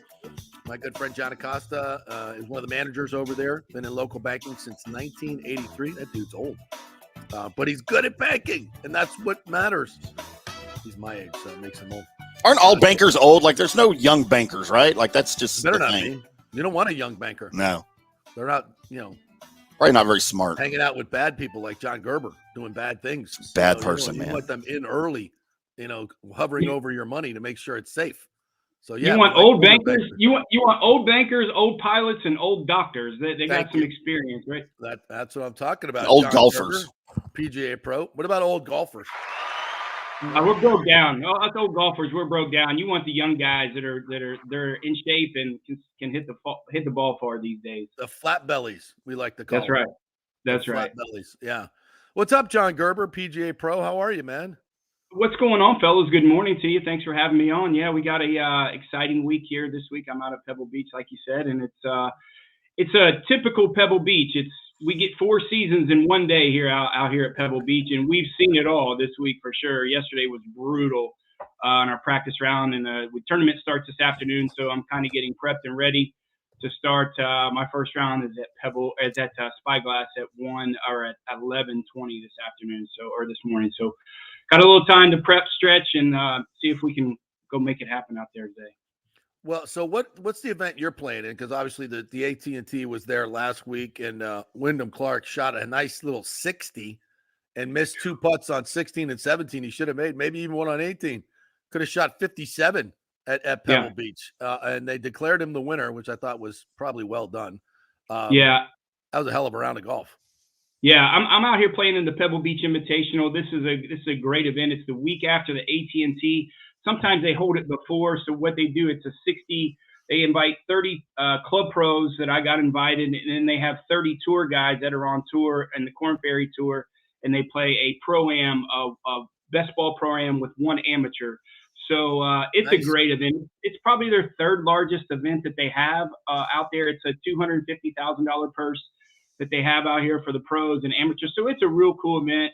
I've been very blessed to be invited. This is my 14th year out here to play in this event. So we get 3 rounds. We get 4 rounds at Spyglass, and then we get 2 rounds at Spyglass, 2 rounds at Pebble, and 4. And Tuesday, I was very blessed to be invited to play Cypress Point, the #1 golf course in the world. So that was a treat and very emotional. And it's just a place that, very few people are able to play out there. It's an invite only, and it's the first time I've been out there, and it was very difficult to play golf. I shared some pictures with Timm, and he's like, "Those are photoshopped." I said, "No, they're not. Trust me, they're not." So just a great week. I know I'm fortunate to be out here every year, and I get emotional when I get here, and I get emotional when I leave. So it's just a great week. I might have called you out, Johnny, a little bit before you came on, that you admitted before we did our show From the Rough right here on FanStream Sports that you might have teared up a little bit before you got to play golf. I did. I mean, no crying in golf. There's no crying in golf. What are you doing? That's what I said, and I'm not a crying person at all. But the experience of JP, you might have an opportunity to play Cypress with your connections, but Timm, there's no way in hell they're going to let you on. I promise. I would dominate that course. You're not going to get that. You're not going to get that emotional trigger. But JP, you would see. I didn't think I was good. It was good. Nothing's going to happen. But when I got there on that first tee, and they're just setting your bags out, and there's no tee times. There's nothing. There's 2 groups maximum a day that play out there a day. Maximum. Holy crap. And you're just waiting, and the pro tells you to go, and you got a caddy, and the first hole you hit over shrubs. And it's very you don't have a lawnmower? Not a lawnmower. And the shrubs, my pro-am partner played with me, and he hit it in the shrubs. That's how close it is, right? He's not very good, but he's one of the greatest guys in the world. And he couldn't play golf. The first 4 or 5 holes, he couldn't play golf. He couldn't get the ball in the air because he was so nervous. I know that feeling. I mean, it's the #1 place in the world, the #1, and it by far. I mean, I've been blessed. It's harder to get on than Augusta. Yeah, harder to get on than Augusta. Because there's only 150 members. So to get that invite to play out there, like I said, I've been blessed to play Augusta, Shinnecock, Seminole, all the great golf courses in the world. Been very fortunate. There's no comparison to this place, Cypress Point, than those other places. And those other places are great, but for me, it's by far the greatest place ever. So what makes it? Is it the exclusivity or just the sheer beauty of it? Because Pebble has 7 holes on the ocean, and Cypress Point has how many? Cypress Point has, if I would count them, you can see the ocean pretty much from a lot of the holes, but it kind of winds in and out of the ocean. So you get some tree line holes. Every Right. hole is different. There's probably 8 holes on the ocean, but from 14 to 17, it's on the ocean. I mean, you're carrying the ocean on these holes. I mean, you're carrying the ball over the ocean. And the 16th hole is a 255-yard par 3 over the ocean. And it's What if you incredible. can't And hit that's it kind of too the hard? Yeah. What if you can't hit it it's that the far? signature hole, right? I mean, if you don't hit the green, you're in trouble. So you're dropping in. But I was lucky. I hit a rescue club. Got it to the middle of the green. I think I hit it about 10 feet. I didn't make the putt, but you asked the question, what makes it special, and the real answer is everything.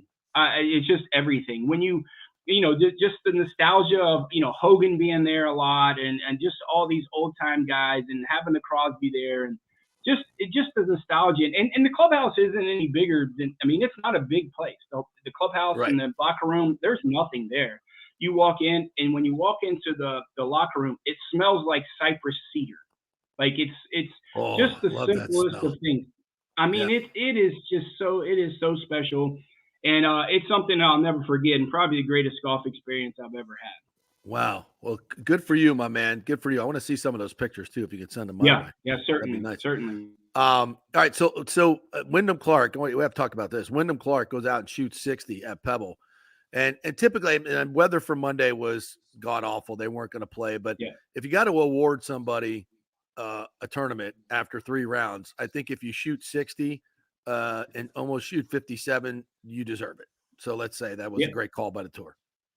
Yeah, absolutely. And the weather was brutal. We did fly in Monday for the event this week, and you could see so many trees down when we got here to Pebble. It was very difficult. But a lot of people want to say there's an asterisk because they were playing live clean in place. But when you shoot 60, I don't care what it is. There's no asterisk. 60 is 60, and that place, at Pebble Beach, it's not the longest, but when the ball doesn't roll at all, it plays extremely a lot longer, but extremely difficult. And he was hitting some shots when he hit he got to 14-2, which is a 580-yard par 5 straight up the hill. Yeah. And when the ball's not rolling and you hit it that far and you can get there, you're playing some really good golf. And I said this a long time ago. Wyndham won the U.S. Open last year, and you watch him swing at it. He probably has the best golf swing on the PGA Tour. And he doesn't. If you watch him and listen to him, it doesn't seem like he can miss a golf shot. Yeah. So he struggled for a long time. Scotty Scheffler with a putter. That's what he is. Right. Well, Scotty Scheffler's terrible putting. I mean, I know that's what I'm saying. He's Scotty Scheffler with a putter. Like he actually. Absolutely. Yeah. And this guy struggled a long time with confidence, and then when he won, if you look at him, he's number 6 in the world. A year ago, he wasn't even in the top 100. Right. So with his win, a little over, he won in Wyndham in April, and then he went on to the U.S. Open to win the U.S. Open. And you see a lot of these guys like that once they get their first win on their belt, as skilled and as great players as they are, they go on a little bit of a roll because they gain confidence. And their confidence is really kind of matured for him. And his backstory is incredible. If people want to research him and his backstory, his struggles, with his mother and going to Oklahoma State first and then going back. And, it's an incredible story. And I don't know him at all, never met him, but the people that I do know him says he's a great guy. And, a lot of great things are going to continue to happen for Wyndham Clark. Yeah. Well, the PGA Tour, it's interesting. Victor Hovland pulled out. Somebody else pulled out this week. Shoffley. And everybody was like, oh, crap. They're going to live. No. But there were people that were saying that. And it's like, and now, with after John Rahm's left, I'm watching the Torrey Pines tournament, and I'm like, who are these guys? Like, there's 2 guys on the leaderboard that I know. I was watching them with the Farmers, even at Pebble. I was like, 90% of the people they're showing me, and I'm a golf fan, I know who I know them, but I'm like, where are the big names? I mean, there's. Yeah. When Justin Thomas and Spieth and Rory aren't in contention, it looks like a freaking Corn Ferry Tour, bro. And it's bad. Yeah. It's bad. And now they're getting some money, some American money coming into the tour. I don't know what they're going to do with that. Where are we at here with Live Golf and the PGA Tour? What can you tell us? Yeah, I think they're gonna try to figure out a way to merge, and you hit it right on the head. I mean, they're really struggling. They're going to continue to struggle with ratings because some of these named players are going. I mean, you're very perverse in the golf, but what about people that aren't, are just used to seeing these big names and they're not seeing it? So the ratings are certainly going to go down. I think there's going to be a way that they are going to merge, whether it's a seasonal thing. But the rumors are with Hovland and Schauffele, them withdrawing this week in Phoenix, a little bit has to do with kind of where it fit in the schedule. I mean, Pebble last week was an elevated field event, and it was a long week, extremely long week for these guys. And then next week at Riviera is an elevated field event. This week at Phoenix isn't. So, when they're in that spot and it's such a long week, for them to withdraw, it probably makes sense for them to get ready for next week. And on top of that, they're playing very similar next week grass conditions that they played at Pebble Beach, as opposed to playing in those conditions in Poana Greens, going to the desert playing right. They'll overseed in a rye, and then going back to play in another Poana Greens. So you're kind of shuffling a little bit. The main reason I don't think Schauffele and Victor Hovland will go to LIV, maybe not yet, is because, one, the teams are full on LIV now. And they would have to create another team, but they couldn't put those two guys together because they're such big names. The big name guys want their own team, right? So they would have to build two more teams and fill those rosters with two more guys if they want to add Schauffele and Victor Hovland. So I just don't think, the rumors are out there. When they said they withdrew from, say, Wyndham Clark had those same issues. They said he was going to go to LIV and all that stuff, but I just don't think it's going to happen for those guys with Hovland and Schauffele, just because of those two things. And the reason why they withdrew is just because I think they were tired and they're getting ready for next week's elevation field. So what this new investment into the PGA Tour, how is that going to affect the tour? Yeah, so I was talking to a lot of guys this week, that's PGA Tour members that's playing in the tournament this week, and their biggest discrepancy probably over the last 12 to 18 months is they've been left in the dark about what's going on. Right. And that was their biggest issues with the tour guys. Like, we want to say in this thing what's going on with our future. And with this investment group coming in, they're able to invest up to $3 billion, but the very first part of it is about $1.5 million. And the big key to this is the $1.5 billion, the tour players, current and in the past, are getting equity in the PGA Tour enterprises. And that's the big deal that they really like, is their future for long term is going to be secure. So they're partners in the PGA Tour now with this new investment group. So the players are really excited about that. So it's just not that they're going out there to play. They have an invested interest in the PGA Tour enterprises, and they're actually partners in it. Each one of these are entities, independent contractors, and they will have a stake equity in the PGA Tour enterprises. And that was the big deal what these guys were, really wanting more so than anything else. They wanted clarity what was going on. They never want to get kept in the dark, and they wanted to feel in 20 years on top of their pension, I want to be a partner because I'm already building the PGA Tour brand as a superstar. Yeah. Yeah, and that includes former players. Like, you don't have to be on the tour currently to get some of that equity. Oh. Like Tiger Woods, Jack Nicklaus, a lot of these former players, like a pension, whatever their qualifications are, you're going to get equity in PGA Tour enterprises. Yeah, and how they split it up, how they share it up, they hasn't really come out yet, and I really don't have the details. I might get a little bit more details talking to some of my guys that are playing the tour and past guys that's playing this week. But how do they separate it? Who gets what? Probably my theory is the bigger name you are, current and in the past, you're probably going to get a little bit more equity than a guy that was kind of a journeyman for a long time. So how they decide to, break up that money in the percentages, I don't think they've announced that yet. But the guys certainly they feel a little bit better about the long-term future of the PGA Tour being equity partners. So does this mean that the LIV golfers are going to be able to come back to the tour without penalty, and some of this money they're going to give to Rory and the people that stayed to kind of placate them a little bit? Is that kind of the way it looks? They haven't really said the penalty. There certainly has to be something, right? I mean, I don't think the current PGA Tour guys that had an opportunity to leave that decided to stay, I don't think they're going to go ahead and say, yeah, come on back, we'll open you with open arms, and it's nothing. I don't think it works that way. And I certainly don't think that they're going to announce to the public what the penalties are. So, there is going to be something if they decide to come back. I just don't think I don't think the general public or people are really going to know what it is, but there certainly has to be some sort of penalty. Well, probably it's like, okay, you don't get an equity piece of the piece. Or less. You already got your equity in Live Golf. Right. So, yeah. If you come back, your penalty is you don't get the future equty piece. The guys that stayed do. I was thinking about it the other day. Yeah, I was thinking about the other day is, maybe they give some of that money back that they give to reinvest in the PGA Tour if they come back, right? And then get that equity as a shareholder. I was just thinking about they could buy back in with the Live money. Yeah, absolutely. Oh, that's absolutely. Take their Live money and a lot of guys do it. Yeah. So what happens to the Live Tour?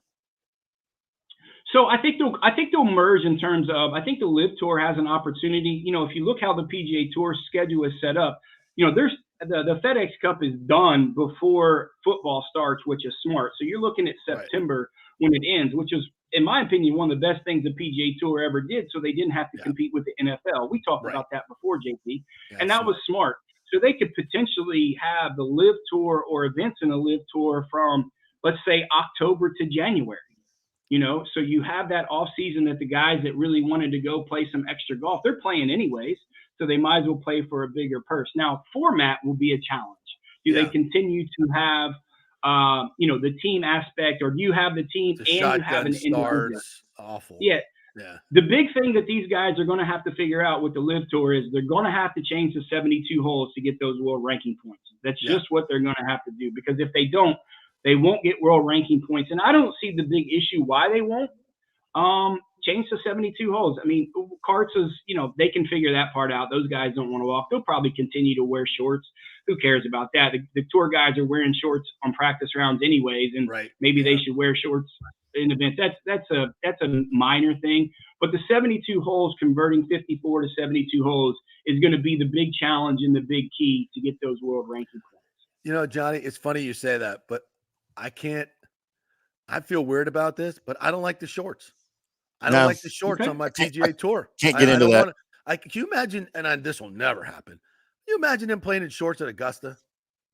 Yeah, true. Maybe you probably want them to wear shorts at Augusta when you play. Can you, like, if you're in the middle of the summer? Can you? Well, I don't think it's open, but you can't wear shorts at Augusta, right? They frown upon it for sure, but you probably want the metal spikes to come back too, don't you? You want the metal spikes to come back? Oh, I do for sure. That's all I have. I still have metal spikes. Makes it much easier in the bar afterwards. You can hear them, right? You can hear them coming up when they're sneaking up on you. Sure. Absolutely, yeah. I miss the clickety clack of the metal. Just spikes. ask Brooks Koepka about the metal spikes. Yeah, boy, they were so damn uncomfortable. I tell you what, your feet hurt afterwards. That was for sure. Yeah, I guess that's true too. All right, Johnny. Anything else? You got some picks for this week? Are you ready? Let's do it. Yeah, we a little late to the punch. We got it on Thursday, but you might be able to still get some bets in. I really like Ben On this week at 30-1. I think his ball striking is going to be superior out there for the Phoenix, and that's kind of a place that it's a faders kind of a golf course set up. Designer Tom Weiskopf, that's how he liked to play, a little bit like Nicholas. So I really like Ben On at 30-1, the way he shapes the golf ball. Cam Young at 45-1. Cam Young's been very disappointing. I mean, it's a guy that I kind of touted a couple years ago. I thought he was going to be a world beater. But if you can grab Cam Young at 45-1, I think there's great value there. He's certainly going to win at some point and kind of get some resurgence. I don't know what's going on with him. I think the shuffling of caddies, he changed caddies again. He left Paul Tesori, Webb Simpson's over caddy. But to have Cam Young maybe on the bag, a resurgence might help him at 45-1. I like Adam Scott at 60-1. Great success out here before. He's playing good. Adam Scott's got a couple more years left on the PGA Tour, and I think he's really going to push himself to make the most out of it. He's still fit. He still hits the ball far, and I think it's a good spot. Yeah, at 60-1. Our ham sandwich, our long shot pick this week, Taylor Montgomery at 150-1. I keep telling, I'm going to pick Taylor Montgomery every single week, guys. And I'm going to make fun of you every week for it. He's going to win. I'm just telling you, he's going to win. And the reason I like him is 150 tournaments till he wins. So it might be, but that's okay. Yeah. That's okay. He's going to win. He's from the desert. He's from Las Vegas, and he's used to desert golf like they're playing in Phoenix this year. So it's a little bit of a homecoming. for him in terms of the grasses and the type of style of golf. So he really likes it. And listen, this guy's really good. And I don't know why he hasn't won yet, but he's going to be a little bit like Wyndham Clark. Once he wins one time, he's going to win a bunch. He fits the mold of the PGA Tour. He hits it far, top 10 in driving distance, and he putts the ball fantastic. And that's the formula for these guys on the PGA Tour. Yeah, okay. Yeah, he should be winning. 2 top 10 picks this week. I like Bo Hausler at plus 450. He's had a great year. He's had 3 top 20 finishes. He's getting in this event. I'm not sure if he's in next week. I don't think he might be in next week because they got a little bit of a reshuffle. So I think he's going to play well this week. He's been playing well all year. So at 450 to finish in the top 10, I like him. Kashmir Keith Mitchell at plus 750 to finish in that top 10. This is a tournament that fits him perfect. He's a laid back guy. It's a laid back type of tournament. He likes that 16th hole. He likes the crowd. Just watch him. I hate betting him, but at 750 to finish in the top 10, I hate betting to win because he always crumbles in the last round because whatever 10, he doesn't go out at night. I don't know what he does. Does his cashmere sweater get cold? I don't know what it is. It happens in the final round, but it's just him. But I like him at that spot. A lot of value at 750. 2 top 20 picks this week. Billy Horschel at plus 400. I picked him. He's 2 reasons I picked him, and this is kind of a little bit of a long shot. He hasn't been playing great. But Billy Horschel owes me. I'm just letting you. He owes me some good success because we picked him a lot. Yeah, and I watched him on the range this week, and it's been cold out in Phoenix, and he's hitting balls on the range with shorts. So I don't know if that's a sign that he's comfortable. I don't know if that's a sign that he's grinding out there. Could be. I like drunk better. Yeah, me too. But he'll get drunk out there for sure. That's the party of parties on the PGA Tour. So if he's not drunk yet, he will be by the end of the week. Mitchell will be holding up the bar at the end of the day. Okay, good to know. Yeah, so I'm definitely betting on those guys. Are Gerber specials right there. Absolutely. Yeah. And Davis Thompson, man, watch him this week at plus 450 to finish in that top 20. A new, young, up-and-coming star on the PGA Tour. He has a great pedigree as an amateur. It's his 2nd year on the PGA Tour. He's played in this event before as an amateur or played in it last year as the first time. He's had some pretty good success. This is a guy that you're going to watch out for. It's another rising star on the PGA Tour. His dad is the tournament director of the Sea Island tournament, the RHS or whatever. They change the names all the time. So he's used to these types of spots, and he's not going to be scared of the moment. He's been playing well. He's had some success already this year on the PGA Tour. So I really like Davis Thompson, our last pick at the top 20 at plus 450. All right, we got the picks. We got all the scoop on the PGA Tour. Johnny, good to see you, my man, and congrats for playing. Tim just sent me some of those pictures. Oh, my God, that looks like absolute paradise. So congrats for getting a shot at Cypress Point, man. That's awesome stuff. Thanks, man. Appreciate it. Good to see you. I appreciate you guys. Thanks for having me on. Have a great week. All right, From the Rough podcast. You don't want to miss that on the DSP FanStream Sports Network. Get a whole hour of that great golf talk. You guys do a great job with that show. Very, very. Have you ever heard Johnny's most astute words of wisdom? I play this. I play this on our show. Played this on our show quite a bit. Sometimes when there's only one pickle in the pickle jar, you just got to eat that pickle. Yeah, I guess so. And you know what? If I could remember what context, like you don't want to eat the last pickle in the pickle jar because all the fingers have been in there. Like, dude, I have no idea what the context was. That was like 3 years ago. I don't know. Yeah, that sounds like one of those. Sometimes you just got to eat the last pickle in the pickle jar. Right. I like other guys. Got that one from him too. You got some good drops. Absolutely. Brandon still screwed my mom. What? We have a lot of fun with these, man. What in the name of Corey Perry? Like Jesus. What the? Okay. Good times over on From the Rough. You guys got to tune in, man. Yeah, absolutely. All right. What else did we not get to today? Pete Alonso, Tampa guy, just had a big fundraiser here. Evidently, they're not going to give him a contract extension for the Mets. Oh, so that's interesting. And the Rays, as we said earlier, Cash and Neander are extended, but we didn't get any numbers on that. We got to find. Great minds have to find out the scoop on what Cash is getting paid. NFL Honors Awards tonight. 9 o'clock Central. Bakes up for Comeback Player of the Year. We have to remind all the voters this is a football award, not a medical award. Right. Just so you all know, it's about football. It's not about coming back from the dead. Lamar Jackson will win his second MVP. I think he's already gotten the biggest award for that. Damar Hamlin we're talking about, which is the award of life. Yeah. So we don't let's keep it to the football, guys. Right. We won't do that though. You don't think? You think Hamlin's going to get it for sure? Of course. Yeah. It's the NFL, bro. They may just rename the award after him, right? The Damar Hamlin Award. Yeah, they probably will. I mean, I bet that's coming. Absolutely, it is. Yeah. Yeah. I don't know. You're throwing out that bait, that raw meat for me to go down that rabbit hole, aren't you? It's too close to the end of the show. I'm not doing it. So easy.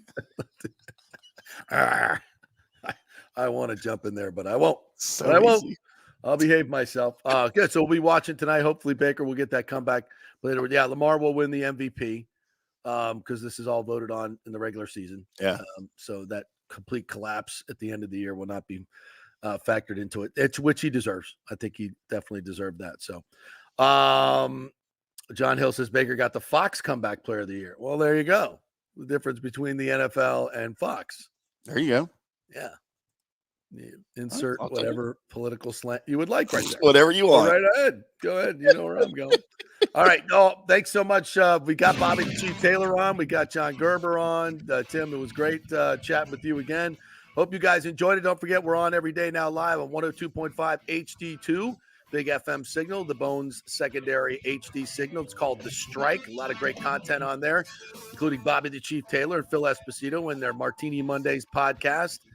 Greg Wolf's podcast is on there every day. Greg Linnelli and Dave Mishkin.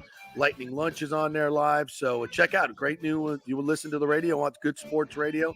You can listen to our show live from 10 to 12. And then the Greg Linnelli and Dave Mishkin show from 12 to 1. So that's the live stuff. And there's Steve Versnick in the morning. So a lot of good stuff on The Strike, 102.5. So check it out. We will see you tomorrow for a big football Friday. See you then.